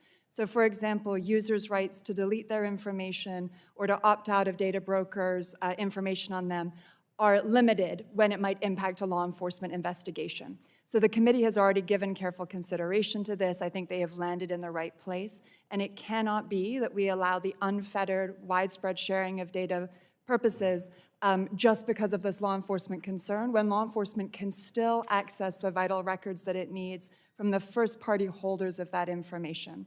For example, credit card companies, et cetera. Thank you. Mr. Mudd, do you believe it's possible to protect personal data while also allowing businesses, especially small businesses, to efficiently digitally advertise? I mean, a number of businesses have been worried that they won't be able to advertise. Thank you for the question. Yes, I do. I won't pretend that there's zero cost to business from moving to a more private approach to digital advertising, but I do believe that it will not be and should not be a catastrophic change, and that the trade-off is well worth it. The technologies that we and others are developing, as I mentioned earlier, are employed in many other industries. They have found ways to complete what they need to do using privacy-enhancing technologies. And I think with legislation in place, we can apply the innovation that has currently been focused on extracting data from as many places as possible to instead using it in as private a way as possible. And so my general answer to your question is yes, I do believe it is very possible for businesses to thrive with this legislation in place. Thank you. My time's expired, and I yield back. I thank the gentlelady, and now I'll recognize the gentlelady from Michigan, Mrs. Dingle. Thank you, Chairman Bilirakis and Ranking Member Schakowsky for holding this important hearing today, and all of you for testifying. I'm hoping that this is going to be the Congress we get this done because the subject is so important. Well, I look forward to this discussion as a continuation of this committee's very strong bipartisan work to enact comprehensive data privacy legislation. We got, I think, total agreement that self-regulation is not sufficient and that it has created a multi-billion-dollar industry through the transfer and sale of consumer data, mostly without the consent or knowledge of the consumer. We want to empower the consumer to be the ultimate arbiter of their data while allowing companies to perform any action that consumers should reasonably expect from the use of a platform, device, or other technology. Any legislation that this committee supports must protect personally identifiable information, including geolocation, sensitive health data, provide what everybody's talked about today, additional protections for minors and teenagers, who to this day do not have robust protections online, minimize the necessary data capture to perform operations, and promote innovation. This topic is important and has significant ramifications on public health and safety, our economy, national security, and competitiveness. So your being here and our work really matters. I'm going to focus on data and how much is being collected and people not realizing it. Mr. Mudd, in your testimony, you mentioned the significant amount of data companies collect to develop profiles of users, which I will respectfully say again, nobody has any idea how much is being collected on them. On average, how many pixels would you estimate that these companies collect on average on one individual? And are there categories of data captured that the user may not have explicitly consented to sharing while using a platform, device, or being tracked? Thank you for the question. In terms of estimates of the prevalence of pixels in data collection, there are many out there, but frankly, the scale of the use of these is so large that it's actually quite difficult to study them comprehensively. I would estimate that there are well over 300 to 400, if not into the thousands, of companies that are actually deploying these pixel technologies to collect data. Now, for the average consumer, as you visit any given website, you're likely to encounter numerous of these. For a given retailer, my estimate would be somewhere on the order of 5 to 15 different pixels that are sharing data with various ad platforms. So, you multiply that by the number of websites that you visit over the course of a week or month, and the ability to collect a very rich profile is certainly there. Thank you. And by the way, subject to misinterpretation, I always tell the committee I do a lot of my own research before committees, and I was doing opioids, and within 2 hours started getting opioid drug addiction treatment ads. I've only got 1:40, so I'm going to ask for a yes or no from everybody on the panel. To the panel, do you believe that absent a national data privacy law, tech companies and others are incentivized to maximize their collection of data to participate in the digital economy and data marketplace? Yes or no? Mr. Mudd? Yes. Yes. Thank you. As we've seen at events like the Cambridge Analytical scandal, data breaches present a very real threat to consumers and companies participating in the data economy. To the panel, yes or no again. Without a national data privacy law, can companies be expected to enact stringent standards to ensure that consumers' data is secure? No. No. I get no from all three. Last question to the panel again, yes or no? Do you believe that without a national privacy law, the amount of data that these companies acquire presents a risk to consumers and children using the platforms or devices? Yes. Yes. Thanks again to all of you for being here today. Robust data protections in this space will provide safety and security for consumers, children, survivors of domestic violence, which I care about a lot, protected classes, while offering businesses and industry the expectations, regulations, and the tools necessary to operate, innovate, and also, the most important thing, mitigate risk from dangerous data breaches. Thank you to all of you for your work, and yield back, Mr. Chairman. Thank 10 you. seconds. Appreciate it. Thank you very much. We appreciate that. It all counts. Next, we'll have Representative Pence from the state of Indiana. You're recognized for 5 minutes, sir. Thank you, Chairman. Thank you for holding this meeting. You know, thank you to the witnesses for being here today. You know, you're hearing the same thing from everybody. So I'm because we all feel the same way. Our constituents all feel the same way. I can tell you feel the same, the data privacy. And Ms. Givens, when you said that we've had 21 hearings in 5 years, I took all of my comments and I threw them out. Because I thought, well, here we go again. It's almost like we're just deja vu, doing the same thing over and over and over. And Mr. Mudd, in your testimony, which with Ms. Dingle, you were making this point again, and I'm going to quote, "The scale of data collection and transfer using these mechanisms is difficult to comprehend. How big, how much data you're collecting from me." I walked in this morning and I have a letter from Privacy for America. I don't know anything about them, really. But here they say that consumers' incomes have been enhanced to the tune of $30,000 because of all this data collection. And I think that's great. So my question gets to the money. I've been a businessman all my life. And if data collectors, and they're sitting in this room, are providing me $30,000 in services, how much are they making to give me that much value? And since it's incomprehensible, the amount of data being taken from me, and I'm going to ask you each of this, can I be compensated for this incomprehensible amount of data that is being taken from me? Start with you, Mr. Mudd. Sure. Thank you for the question. Whether users can be directly compensated or not, I think certainly it's an interesting question, one that's been posed many times in the past and should be further explored. I will say that the notion that the only way that businesses or can leverage digital advertising effectively is through this incomprehensible collection of data is absolutely false, and that there are other ways through this problem that do not sacrifice the privacy of individuals, and that those technologies, as I've mentioned earlier, are employed elsewhere in a proven fashion. You know, if I can go off on that, I've done a lot of digital advertising in business, okay?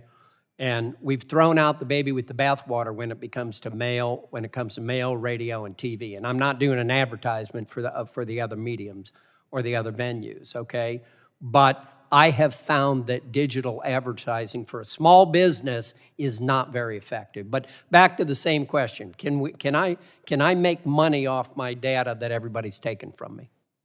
Like my colleague, I'll say it's an interesting question, but I don't think it gets to the heart of how we protect consumers going forward, because discussions about monetization and compensating users doesn't actually get them the protections they want for their data. Okay, so I can see where you're going with that, Ms. Givens, but if 21 committee hearings in 5 years isn't moving the ball forward, and in a sense, there's almost a sense of delay, keep talking about the same thing, why wouldn't finding a way to monetize, for me to get paid for my information, why wouldn't that maybe change the trajectory? Well, it's my job to be an optimist, and I think this committee has made progress as a result of those 31 hearings, and we're close. But what is important, I think what needs to be addressed here, is that really in the advertising world, we have market failure. Right now, the only incentive is a race to the bottom, to hyper-target as much as you can, and for the digital advertising companies that offer the most specific profiles on people, they're the ones that win the race, and there's no incentive for them to innovate into privacy-protecting ways of delivering ads that matter. So I That's would... the innovation we want to encourage. Thank you, and I'll move on to the last witness. But, you know, if I get to opt in, or because I'll get paid for it, maybe that'll change their behavior too, okay? And then finally, last witness. Yes, You're ma'am. asking me the same question. Yes, Well, ma'am. Yes, Ms. Rich. one of the problems with that idea of an even exchange is that it hasn't worked in terms of notice and choice, where consumers have to individually, supposedly negotiate with each company. So, Well, I but think it puts of course, the burden- I was in the banking industry, and we had truth in lending where you had to make it real simple what you were agreeing to when you clicked yes. But with that, I've run out of time. Mr. Chair, I yield back. Appreciate it very much. Now we'll have the gentlelady, my good friend from the Tampa Bay area, Representative Castor. We'll recognize her for her 5 minutes. Well, thank you, Mr. Chairman, and my good friend, and thanks to the ranking member. And to the witnesses, thank you. You've been very strong and have provided very clear expert advice to the committee. We need it. This is really our kickstart to our privacy effort this session, and it's heartening to understand that it is a priority for across the aisle here. I was very proud to contribute to the committee's efforts in the last Congress for the American Data Privacy and Protection Act, particularly the provisions relating to children's online safety, because ADPPA included elements of my Kids Privacy Act, such as the targeted advertising ban, age-appropriate design provisions, enhanced limitation on sharing children's personal information with third parties, special protections for personally identifiable information about children, a dedicated youth and privacy and marketing division at the FTC, and increased oversight of COPPA safe harbors. I really urge my colleagues to act with urgency here. The harms to kids online are now very clear, and we really shouldn't take too much longer to act. We need to do this for all Americans, but I think there is a special threat to children's online privacy and safety. The Children's Online Privacy Protection Act, COPPA, is wholly outdated. It's been many years since the Congress has acted. Can you all take a look at that, at what has happened since the adoption of COPPA, and give us some examples of what you see as the growing online harm to children and all Americans? Well, for one thing, COPPA is limited to children under 13.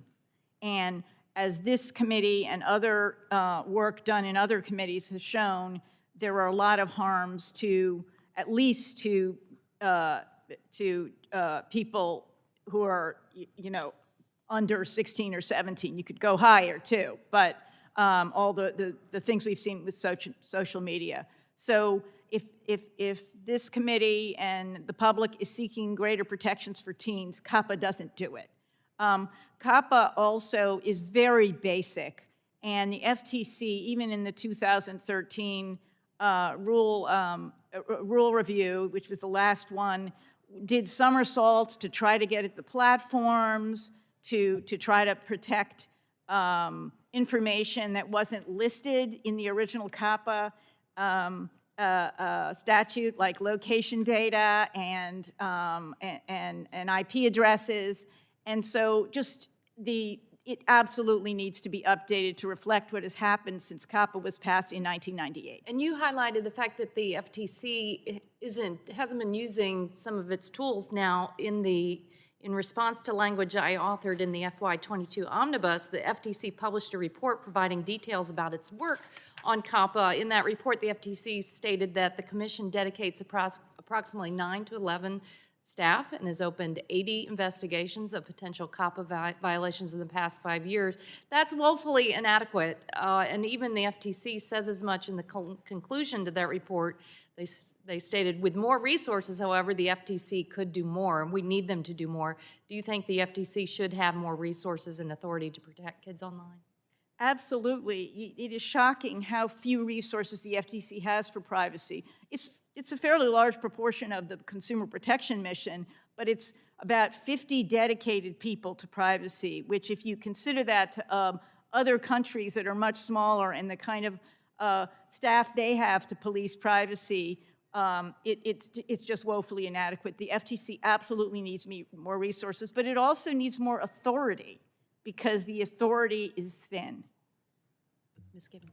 The one point I'd add on the FTC resources is that all of the research shows that it's an excellent investment of taxpayer dollars. The Congressional Budget Office has shown that for every dollar invested in the FTC, taxpayers get $3 in return because of the enforcement power that it would add to the agency. So I think it's incredibly important when we think not only about protecting consumers, but good governance as well. And I want to thank, my time's running out, and I want to be sure that I take time to thank Ranking Member Schakowsky for being a leader on giving the FTC more resources to protect consumers, and I hope we'll continue this Congress. And I want to thank Chair McMorris Rogers. I heard her clarion call at the beginning of this hearing loud and clear, and I appreciate her outreach to my office, and we're going to continue working to make ADPPA strong for all consumers, especially our kids. Thanks, I yield back. I thank the gentlelady. Now I'll recognize the gentleman from the state of Georgia. Mr. Allen, you're recognized for 5 minutes, sir. Thank you, Mr. Chairman and Ranking Member, for holding this hearing on the need for a national privacy standard. I think today we're getting closer than ever to enacting some type of nationwide privacy and data security framework which will give businesses the certainty they need to innovate while providing Americans more control over their data. I appreciate the hard work done by Chair Rogers and Ranking Member Pallone last Congress to get to this point, and I look forward in engaging in getting this done in this Congress. Mr. Mudd is a former employee of Meta and now is Chief Product Officer of Anum. You've seen both sides of the advertising ecosystem. Kind of help us understand exactly how they make the money that they make in using our information. Certainly. So the collection of data I described earlier, it's based on your behavior on websites and oftentimes is then shared with the ad platforms that any given advertiser is using to find their customers. Now, how do those ad platforms make money using that data? I think that was your question. Well, effectively, the better the ads work, that is, the more effective they are in identifying specific individuals who are likely to be customers of any given company, the more those ad platforms can charge for those ads. And so their incentive, of course, is to improve the relevance of the advertising. Nothing wrong with that incentive in and of itself. It's the means by which they do it that we've talked about that is oftentimes very problematic. And so that incentive challenge, gather more data to become more relevant in order to charge higher prices for ads, is at really the heart of the vicious cycle that we're faced with today. Yeah, as I see it, there's certain information that obviously I just want maybe me and my family to know about me, and they like to get that information. Does it bring the highest price? In this. It's a good question. Yeah. The value of data, is certainly, variable based on who the advertiser is, right? Location data is very important to an offline retailer who wants to find customers that are near their outlet, whereas healthcare data is very valuable to different types of advertisers. And What role do the data brokers play in this? Data brokers oftentimes enrich, as the term of art is called, the profiles of ad platforms that might not be able to collect that information themselves. So to give an example, maybe a newspaper site doesn't have any real insight into your financial history and so forth, but they'd love to be able to sell advertising to credit card companies. And so they go to the data broker, buy that data about your financial situation, and therefore can sell to a credit card company more effective advertising. And any idea how much of this information is being held and used by data brokers? I don't know that I could find a way to quantify that for you. All I can say, as I said earlier, is that it's incomprehensible to any ordinary citizen, and the scale is quite massive. Well, you know, my state has been ranked as the #1 state to do business in the last 10 years. And in my younger days, I started a company, a small business, and I was a small business owner until I was elected to Congress. And I know a lot of small companies can unintentionally bear the brunt of regulations if protections aren't carefully crafted.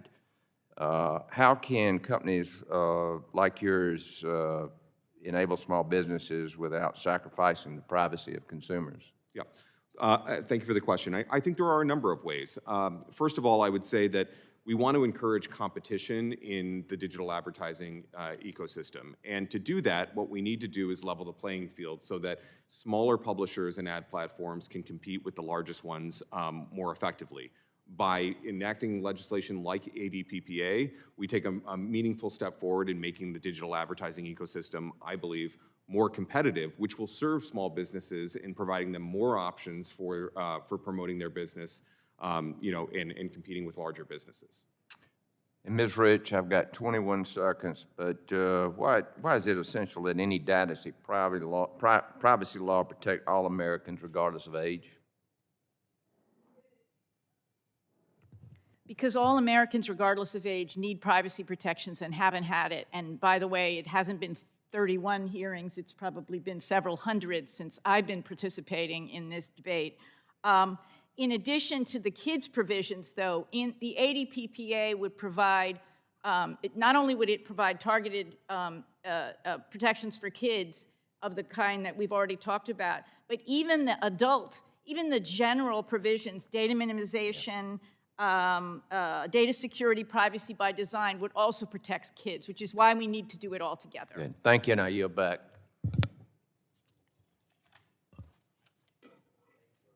I appreciate it. Now I'll recognize Ms. Clark from the state of New York for her 5 minutes of questioning. Thank you. I thank you very much, Mr. Chairman, and I thank our ranking member, Chakowski, for holding this very important hearing. I'd also want to thank our witnesses for testifying here today. You've really enriched the debate and conversation in this space. I was encouraged that major pieces of my bill, the Algorithmic Accountability Act, were included in the ADPPA that this committee marked up last year. I hope to continue working with members on this committee to ensure any national data privacy standard requires algorithmic transparency and risk mitigation. AI systems are often trained on the data sets that replicate human biases. And thus, bias is built into the technology itself. I'm concerned that without proper transparency and explicit steps to mitigate against bias, the use of artificial intelligence in critical decisions could erode essential civil rights protections in the digital realm. Discrimination, whether done by a person or an algorithm, cannot and must not be tolerated. Ms. Givens, in your testimony, you highlighted how AI and automated decision-making is already used in a wide range of decisions like employment, lending, and tenant screening. Could you elaborate on why requiring transparency with algorithmic use and algorithmic impact assessments are a critical part of comprehensive consumer data privacy legislation? I can, and I have to start by thanking you for your incredible leadership on these issues over the past few years, really shining a light on these concerns and how we can move forward to address them. Tools that use algorithmic decision-making are increasingly being used in ways that significantly impact people's lives. To give just one example, in the employment context, we're seeing the increasing use of vendor-created tools to screen resumes, to conduct video-based interviews and analyze those interviews, to have people play online games. And the way in which these are AI-driven is that those tests are automatically looking for traits that match the traits of existing people in the company, which is an automatic recipe for perpetuating existing systems of discrimination, and also raise questions about fitness for purpose in the first place. Are you actually measuring things that really are indicative of someone's likelihood to succeed on the job? And there's been important research done in the field to show that often these tools actually are not fit for purpose. One of the most notorious examples analyzed an AI resume tool where the weighted factors in favor of a candidate was if their name was Jared and if they'd played lacrosse in either high school or college. The reason this matters is not just for the employees who are being screened out, but also for the businesses that are relying on these tools based on commitments from vendors that they have been screened, that they are appropriately designed, and they're bias-free. How can businesses actually trust that these tools are doing what the vendors say they do and that they are complying with existing law? So transparency really matters, and what ADPPA does, lifting many of the important provisions from your legislation on this issue, is say we need to have companies, number one, disclose how these tools work, what data they are based on, do it in a way that protects trade secrets and doesn't overwhelm, but analyze this. And the companies need to show they've gone through a rigorous internal process of detecting potential bias and assessing fitness for purpose. The reason that matters is that we need to inculcate a company culture of asking those questions before we put these tools out into the world, and that's what ADPPA will help do. Well, thank you. As a member of the Committee on Homeland Security, I'm particularly concerned with what can happen when companies collecting our sensitive information are not adequately protecting that information. Ms. Givens, if companies are largely free to collect, possess, and transfer user data that is not necessary to provide a specific product or service, does that increase the risk or consequence of a data breach? It does, absolutely, because without those purpose limitations or minimization requirements, it leads to the unfettered sharing of additional information solely for the purposes of helping to target ads. And that's what leads to these massive data sets that can be so vulnerable to abuse. Thank you. Ms. Rich, how would a comprehensive national policy framework increase the FTC's ability to protect the American public from data breaches? Oh, there are so many ways. First of all, there are the data security provisions in the order that would require data security to protect the data, but also many of the core provisions would serve the same function. Data minimization. So many data breaches happen to data that's sitting there and shouldn't be.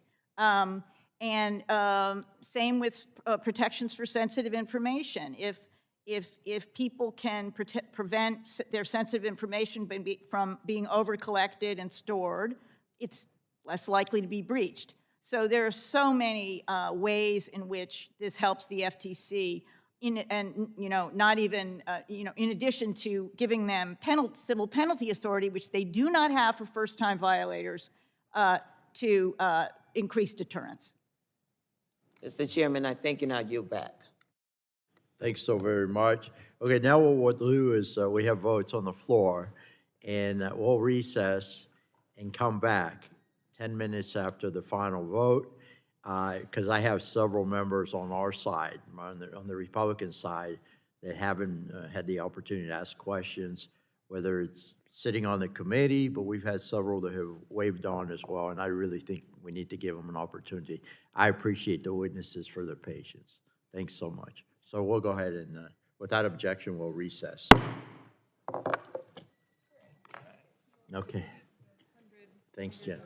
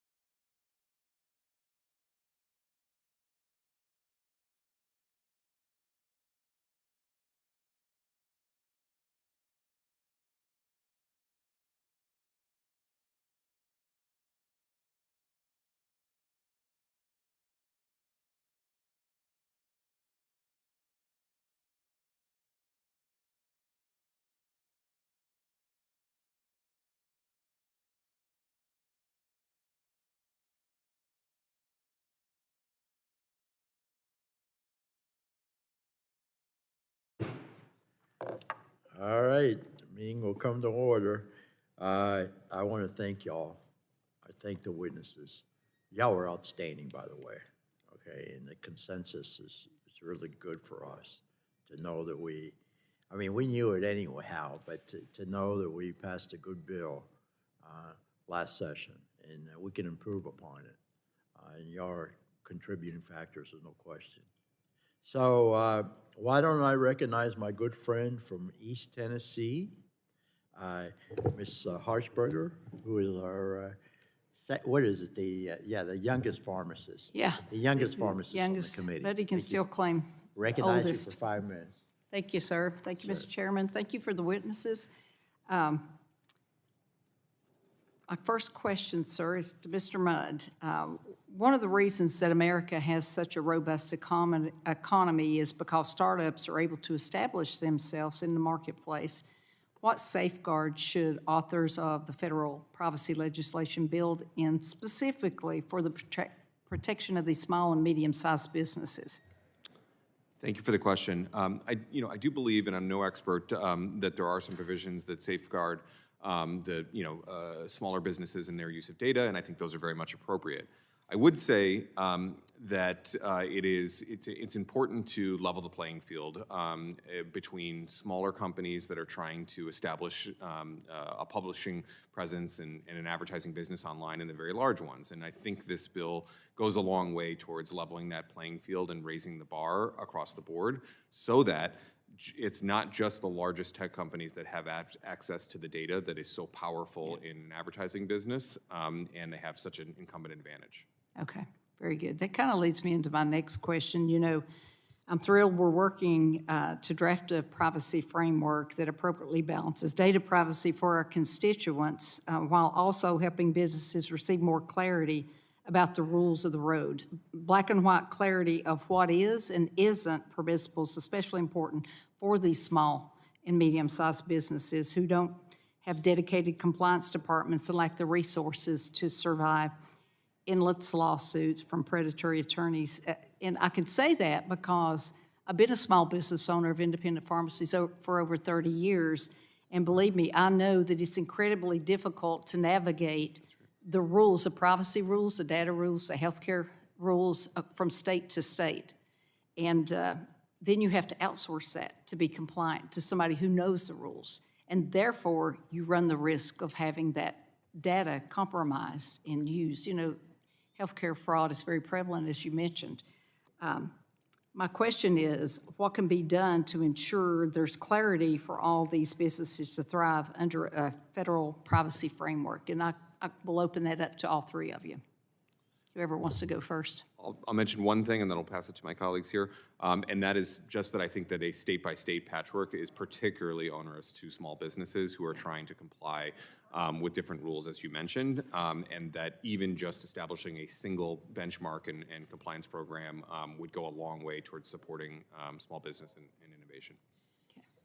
In addition, the ADPPA has a number of protections to help small businesses. So some provisions don't apply to small businesses, or they have a lesser burden. For example, access rights for users to access and understand the data that is held about them, and the private right of action as well. So small businesses are shielded from that. In addition, there are provisions like making sure the FTC provides a business resource center to help businesses actually comply and understand their obligations, which is really important, as well as some of the other provisions to address these concerns about excessive litigation or runaway litigation. There are limits on the damages provisions that can be sought. There's this notice and cure opportunity that the chair was talking about. So other measures to make sure that consumers can vindicate their rights, which is so important and what Congress is focused on, while also making sure that businesses aren't overly burdened. Okay, very good. I would add one thing to what my splendid co-panelists have just said, which is what we discussed with Chair Bilirakis, which is the compliance programs. If you have a rigorous compliance program and small and medium businesses can join and get some certainty and help in their compliance, it benefits everybody. Exactly. I keyed in on that point when you were talking previously. I guess another question, and this will be to each one of you too, can you think of an example of an unintended consequence with a federal privacy legislation? And I say that because, when you poll this across the country, across businesses, across citizens, they want one policy. So it's easy to navigate. But would there be any unintended consequences for businesses or individuals? So I will chime in that states have a really important and legitimate role in protecting their citizens, and we need to make sure that at the same time as fighting for consistency for businesses and how they think about consumer privacy, we're not infringing on states' rights to protect their citizens and the values that they care about. I'm thinking about things like consumer protection laws of general applicability, civil rights laws. A number of states have been really important first movers on things like child exploitation online, anti-spam laws, data breach notification laws, which are in place in all states around the country. And people have gotten used to those. They've been on the books for a long time, and states have played a really important role. So we need to strike a balance here of creating that certainty for businesses, but still allowing the states to provide that traditional function they have had of protecting their citizens. And that's the balance that ADPPA is trying to strike. Anybody else? I'll just quickly add that research. We need to incentivize research using data, and the ADPPA does it while also having protection. So that's very important. Yes, ma'am, I agree. Well, with that, go ahead, sir. Oh, the only thing I would add to that is I do think a potential unintended consequence of a privacy law is to constrain, unnecessarily at least, the use of data for very productive reasons by small businesses. And so I think technology, again, can really help to bridge that gap. But it would be all the more helpful if, to the degree possible, the law is very clear about what does constitute reasonable privacy and what doesn't, so that technology companies know how to, sort of navigate the solution. Absolutely. That goes back to clarity. Thank you. And with that, I yield back, sir. I think it generally yields back. No one on the Democrat side, so we'll recognize the gentlelady that represents Gator Nation. Ms. Cameron, who's a great friend of mine. Thank you, Mr. Chairman. And yes, we do represent the Gator Nation, home to one of the best damn football teams in all of the nation, as well as a wonderful research institution. So, Mr. Chairman, thank you for your support, not just of the Gator Nation, but of this issue. I think it's critically important that we address this issue, and I feel like we've hit on all of the topics really in some way or another. So I do want to give you all the opportunity to narrow in on something that hasn't been addressed here yet today. But before I do, while you're thinking of that, I would like to ask you guys, particularly when we're seeing federal agencies collect data from various companies and then using that data in ways that may or may not, I'm not going to say ethical, but there's a bit of a gray area in how that data is being used. What are some of the national security implications for that data collection and then the subsequent breaches that we've seen? And I'll start with you, Ms. Rich, and then we'll go down the line. Well, there's so many ways this has international implications. That's a big piece of this. For one thing, U.S. companies are having serious problems in Europe because Europe believes that the U.S. doesn't have strong enough laws. It affects trade. It affects companies' ability to process European data, and then in the U.S. because they're not allowed to transfer it, which creates a lot of inefficiencies. So that's a serious trade and credibility issue we have. As we deal with issues of hacking and surveillance from other countries, there's not only is the data exposed, but we have very little credibility as we deal with those other countries. And, it comes up, in the TikTok situation, people talking about banning TikTok. Well, I think we'd have more credibility talking about that if we had a privacy law of our own. And then there's the costs disproportionate costs on U.S. companies of complying with multiple laws. And I appreciate that. I wanted to make sure I give Ms. Givens and Mr. Mudd an opportunity as well, as quickly as you can. So I agree with my colleague, and I do think that the biggest risk to all of this is the unfettered collection, storage, and sharing of data, and that creates cybersecurity risks, it creates national security risks, and so that's why we have to pursue a framework that minimizes the amount of data that companies are collecting and storing and puts limits on how they can share that information. Mr. Mudd? Very much agree with that. In in the tech world, we call that surface area, right? The more the data is out there, the bigger the risk, right? Data is infinitely replicable and can be stored at forever. And so, to the degree that we're able to limit it through technology, through regulation, then we reduce the risk, national security, and otherwise. Do you think that we should require or have a way to incentivize that data servers be housed here in the United States as part of the national security framework when we're talking about housing our data? Ms. Givens? I think that gets you into risky territory really quickly. And part of the reason is we need the global flow of information around the world. It's how the global internet functions. It's how we're able to communicate and do business with other nations. It's the way in which the US has been a leader in innovation around the world is through that free flow of information. So instead of just throwing up firewalls, what we need is strong data protections across the board that make sure that everyone's following the same rules, as opposed to having to impose these really hard to enforce walls on data localization. Something that I haven't heard yet today is the emergence of AI, ChatGPT, how AI is going to essentially revolutionize the data collection models, and what are some of the implications of using AI with some of these algorithms and these platforms. We can go down the line, and then I'll open it up to you in the 1 minute and 7 seconds that I have left. Ms. Rich. One implication is this is an area where technology has become so sophisticated and the FTC laws, basic laws, can't get at it in the way they were able to get at issues earlier. Thank you. Congress is going to be grappling with this issue for a long time as AI transforms our society. One of the first things we need to do is just get a handle on which companies are using these tools and making sure that they're going through a responsible process when they're deciding how to design them and how to deploy them through impact assessments. And that's one of the provisions in the ADPPA and why it matters. Excellent. Thank you. Mr. Mudd.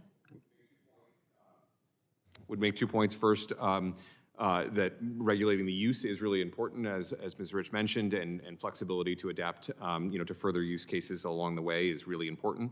The second is, I think that explicit bias detection can play a really meaningful role in this. And then the last would just be around transparency, right? Understanding when AI is at use, and so consumers have some understanding of the end result. Excellent. My time has expired, so I'll have to yield back. So sorry. Thank you, gentlelady. Maybe Mr. Obernolte will give you a few moments. Thank you. I yield Okay, back. very good. Now we'll recognize there's no Democrat. They're all getting ready for their issues conference. So we're going to go with Representative Armstrong, the vice chair of the full committee from the great state of North Dakota. You're recognized, sir, for 5 minutes. Thank you, Mr. Chairman. And before we had to recess, Ms. Givens, you had an interaction with Congresswoman Lesko, and you talked about the balance with law enforcement and primary source versus secondary source data. I think it's important to point out the biggest difference, at least in most cases, between secondary source data and primary source data.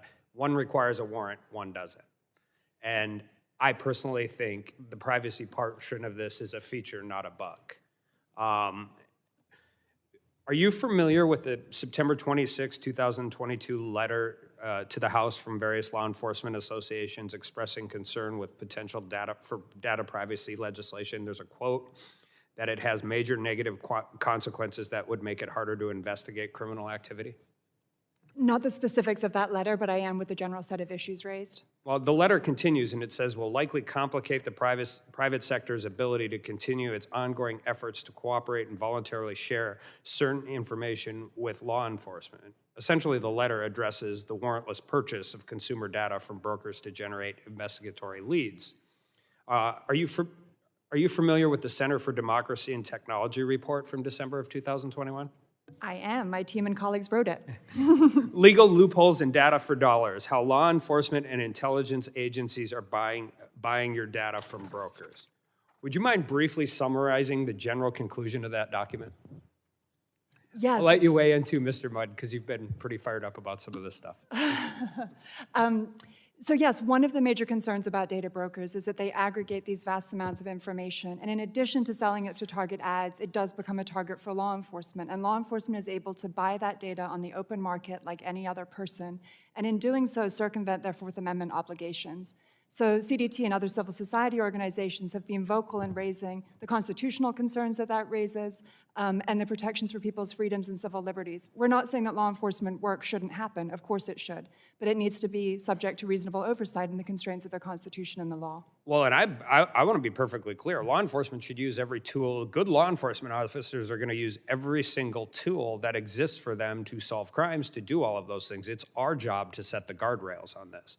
And it is the federal government's job to set the guardrails on this because it actually implicates what I think is maybe the most existential conversation of the 21st century and what the actual right to privacy means as we continue to move forward. The report cites DOJ's use of commercially aggregated data for prosecutions related to January 6th. Grand jury information states location data history for thousands of devices were present inside the Capitol, were essentially obtained from several sources. I was at the Capitol that day. I was performing a constitutionally and statutorily mandated function. Do you think DOJ had access to my data? Sir, I wouldn't want to speculate on a particular fact pattern, but I think they did, so. Ms. Givens, hundreds of journalists were at the Capitol that day. They were performing activities expressly protected by the First Amendment. And you wouldn't want to speculate, but that information existed well. And I'm more than willing to guess that locator systems and toll records were collected from around the Beltway. There are lots of other commercially available data that was probably accessed. Mr. Mudd, are you familiar with the majority in US v. Carpenter? I'm not. Okay. Ms. Rich, are you? Yes. So the timestamp data referring to cell site location information provides an intimate window into a person's life, revealing familial, political, professional, religious, and sexual associations. And I think the court has, this particular court and even the previous iteration of the court, has been willing to re-examine what privacy looks like in the form of the government in the digital age. And we've talked a lot about data collection and data brokers, and I think I'll just be more blunt really quickly. Data brokers say this will put them out of business, which means not only will law enforcement not have access to this, but other people won't. But I think we don't spend enough time talking about, data collection is just the first part. Representative Kamek just talked about AI, talked about all of this. The ability to analyze that data in real time is advancing at an incredibly rapid rate, which makes it very much different than having a drug dog search a box at a post office. And how do we deal with this and continue towards constitutionally protected activity when the federal government has what I think is an incredible, all law enforcement has this end run around the Fourth Amendment by being able to purchase this data on the civilian market?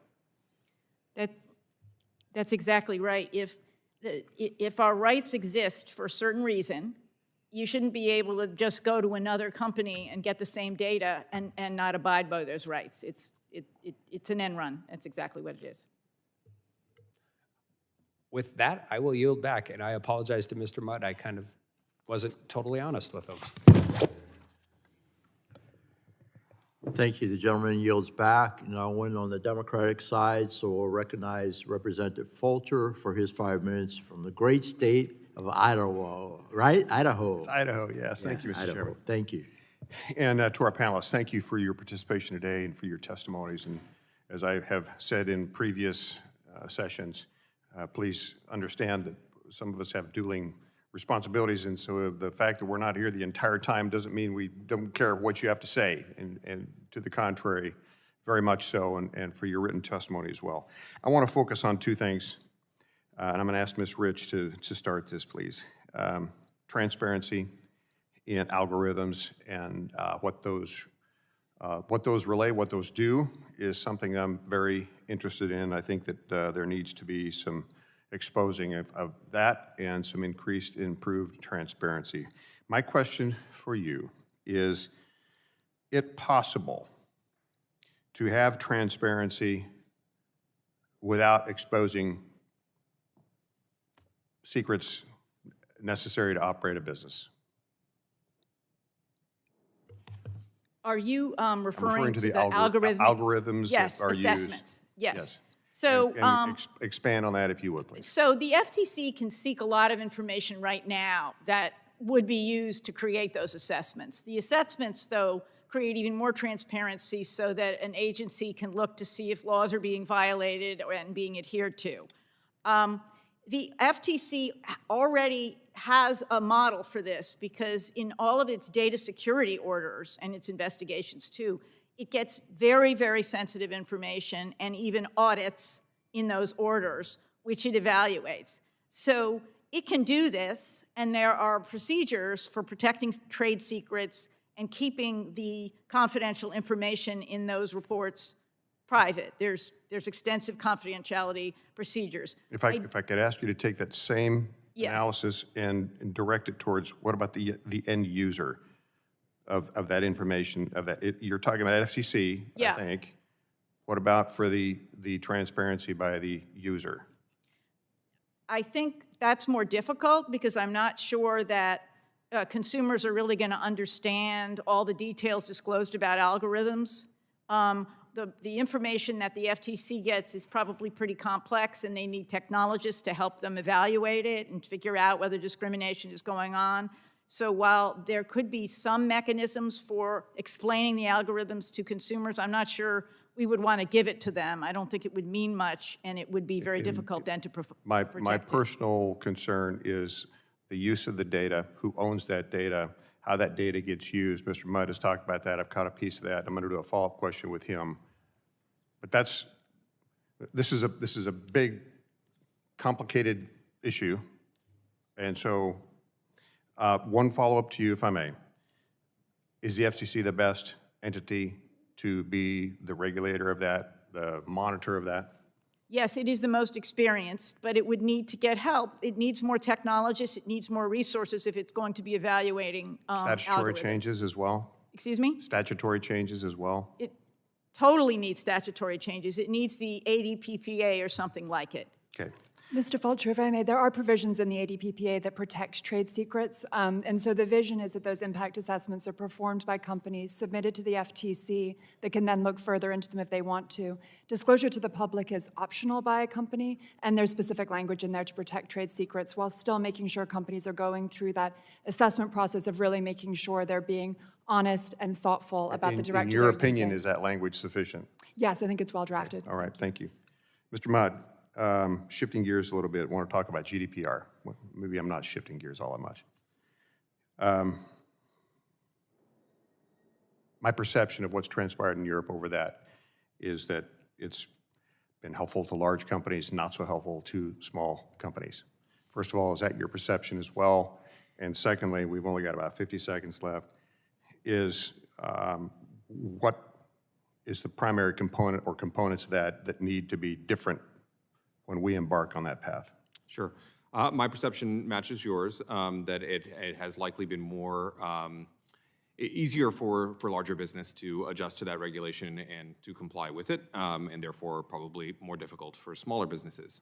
In terms of what we ought to learn from GDPR and potentially do differently, I think one of the challenges with GDPR, putting my sort of consumer hat on, is that it really does put a lot of work on the consumer to read and understand many, many, many consent dialogues.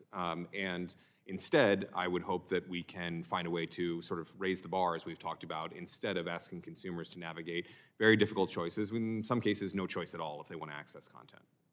So the answer is get rid of the complexity? I think reduce complexity, but more importantly, focus on data minimization and technologies that support that, as opposed to asking consumers to say yes or no to answers they have very little understanding of. Okay, thank you, Mr. Chairman. I yield back. Thank you very much. Appreciate that. Now we'll recognize, he waved on to the committee. Appreciate it. One of the hardest workers in Congress. I'm not even going to mention the pharmacy thing. It's been overblown. Thank you. So, yeah, I'm not going to do that. But in any case, I'll yield 5 minutes to my friend from the state of Georgia. Thank you, Mr. Chairman, and thank you for having this hearing, and thank you all for being here.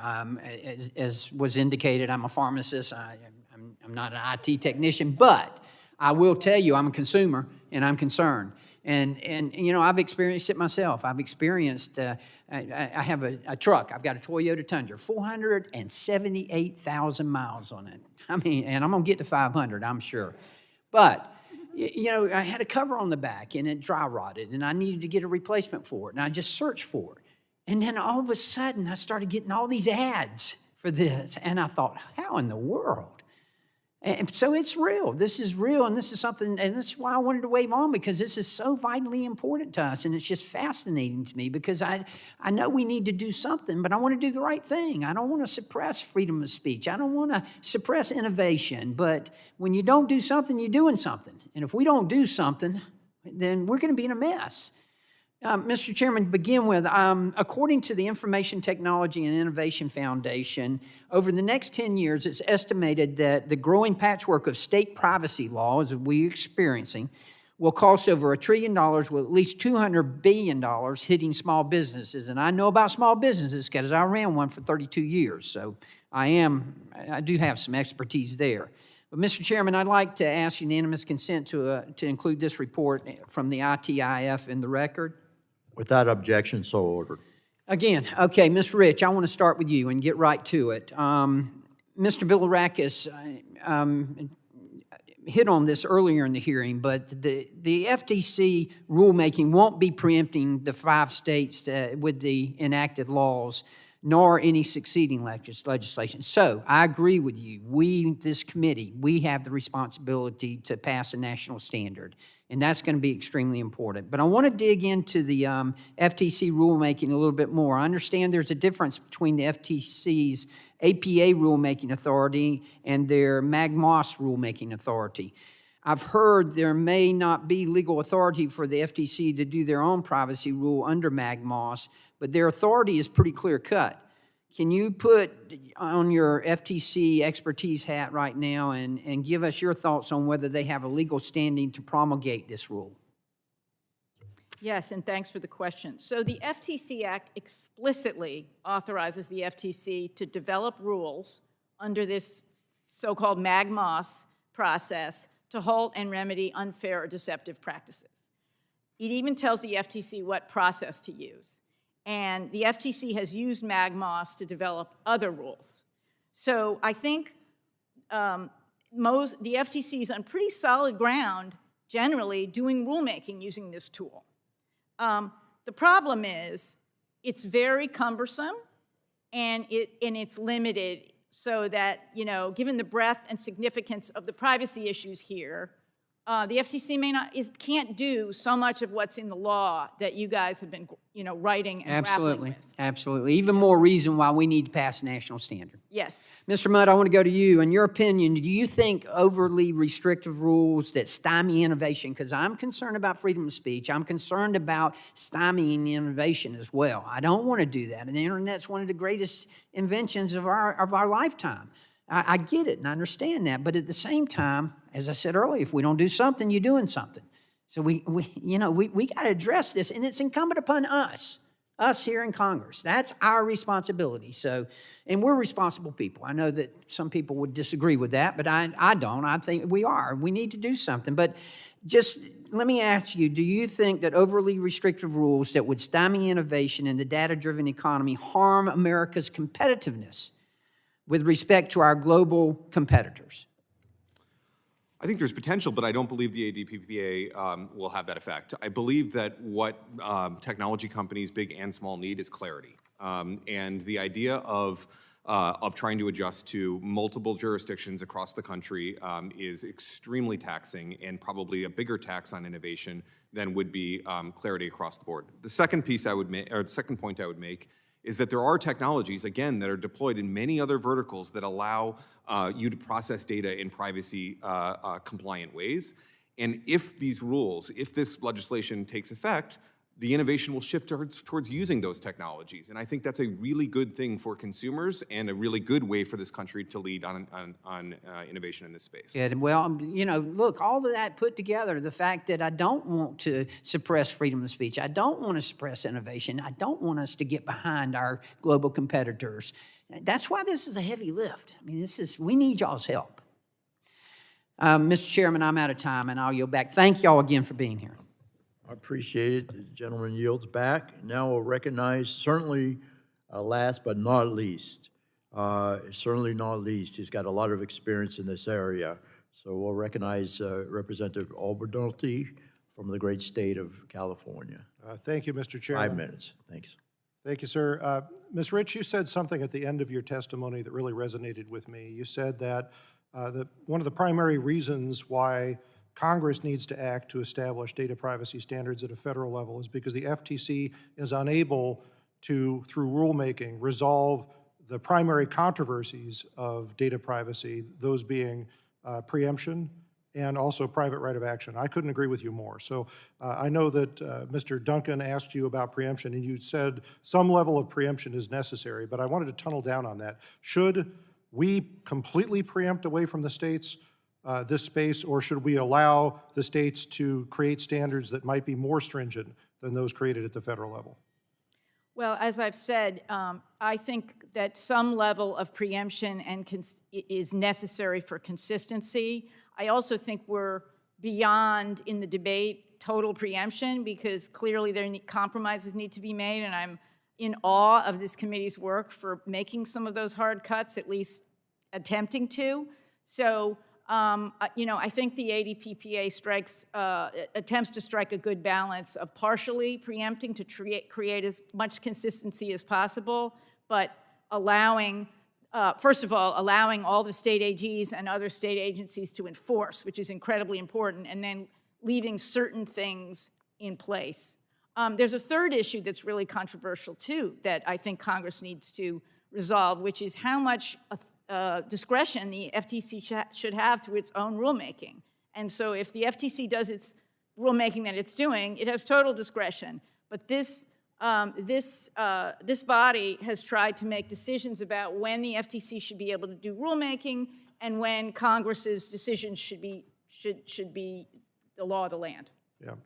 Well, talking about this issue of preemption, I'm going to partially agree with you. I'm of the opinion we need to totally federally preempt it. And the reason that I feel that way is one of the primary justifications for preempting at all, I think, is to avoid creating this patchwork quilt of 50 different state regulations, which has been pointed out in the testimony, very destructive to entrepreneurialism, very difficult for small businesses to deal with. And unfortunately, if we only partially preempt, we leave that problem out there, because small companies, two guys in a garage in Cupertino, they're still going to have to navigate this space. So, and by the way, I was, before this, I served in the California legislature. I was one of the leads in the drafting and passage of the California Consumer Privacy Act. So I have one with a vested interest of saying, no, don't touch my baby. But, I really firmly believe that this is something that we need to preempt. If we're going to do it, we need to do it all the way. Mr. Mudd, we have been talking about private right of action, and let me ask you, because I know opinions have varied in the testimony here, who do you think should be responsible for enforcing whatever privacy protections we put in place? Should it be the FTC? Should it be state attorney generals, the federal attorney general? Should there be a private right of action? What do you think about enforcement?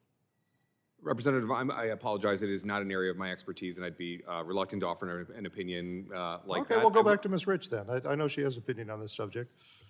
Again, I support as much consistency as possible, and so even when I was at the FTC and then at Consumer Reports, I had worries about the private right of action and some of the incentives there. I do think that between the FTC and all of the state attorneys general and all of the other agencies within the state, there's a lot of enforcers on the beat, plus the FTC really needs more resources.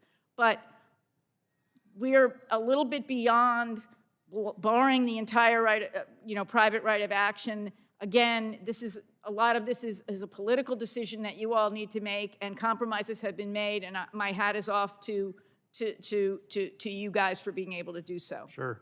Well, and I think that we are all interested in getting this across the finish line, but the bill that we had last year, we didn't quite get it there, and so we're trying to figure out how to tweak it to get it the rest of the way to passage, which I think is a goal we all support. I myself, though, have some very serious concerns about private right of action. And one need look no further than other domains that we have implemented it in to find out the truth of what you said in your testimony earlier, which was sometimes, quite often, it benefits attorneys more than plaintiffs. In California, we have, obviously we have the Americans with Disabilities Act. I'm sure we're all familiar with those abuses, but in California, we've had the Private Attorney General Act for the last few years that creates a private right of action for the enforcement of California labor laws. And every single person who represents any piece of California can testify to the number of abusive lawsuits that have been brought, clearly without the intention of actually forcing compliance with the labor law, but only through a profit motive on the part of a law firm. So that's why I think this is really difficult to navigate, and I really think that we have sufficient authority through the FTC and the state AGs to be able to enforce this. But I see my time has expired. I want to thank you all for your testimony, and hopefully we'll be able to get this across the finish line this time around. I yield back, Mr. Chairman. Thank you. And the gentleman yields back. So seeing that there are no further members wishing to be recognized, I'd like to thank all the witnesses for being here. Thank you so much for your patience. Y'all did an amazing job. You really did. I appreciate it. Very informative. So you guys don't have to stay. I've got some business to take care of. But thank you so very much. Pursuant to the committee rules, I remind members that they have 10 business days to submit questions for the record, and I ask the witnesses to respond to the questions promptly. If you kindly will respond, we'd appreciate that. Members should submit their questions by the close of business on March 15th. So let's see, I've got some documents that need to be entered into the record. So pursuant to the committee rules, I ask unanimous consent to enter the following documents into the record. A letter from the Institute of Electrical and Electronics Engineers, USA. A letter from the Insights Association. A letter from the Privacy for America. A letter from TechNet. A letter from the Health Innovation Alliance. A letter from the Credit Union National Association, a letter from Engine, a letter from the Confidentially Coalition, a letter from the National Association of Federally Insured Credit Unions, a letter from Mr. Brandon Pugh of the R Street Institute, a letter from the National Multifamily Housing Council and the National Apartment Association, a letter from the Main Street Privacy Coalition, a letter from the Electronic Transactions Association, a letter from the BSA, the Software Alliance, a letter from the Commissioner Peter A. Feldman of the Consumer Protection Safety Commission, a letter from ACT, the App Association, and the Connected Health Initiative, a letter from the U.S. Chamber of Commerce, a report from the Information Technology and Innovation Foundation entitlement, the looming cost of a patchwork of state privacy laws, a letter from the National Association of Manufacturers, a letter from the Leadership Conference on Civil and Human Rights, a letter from the law enforcement stakeholders, a letter, and finally, a letter from the Fraternal Order Police and the International Association of Chiefs of Police. Without objection, so ordered. So thank you very much, folks, even in the audience, for attending this meeting. I want to thank the ranking member, and of course the ranking member on the full committee and the chairperson, Kathy McMorris-Rogers. And without objection, this subcommittee is adjourned. We appreciate all of y'all. Thank you.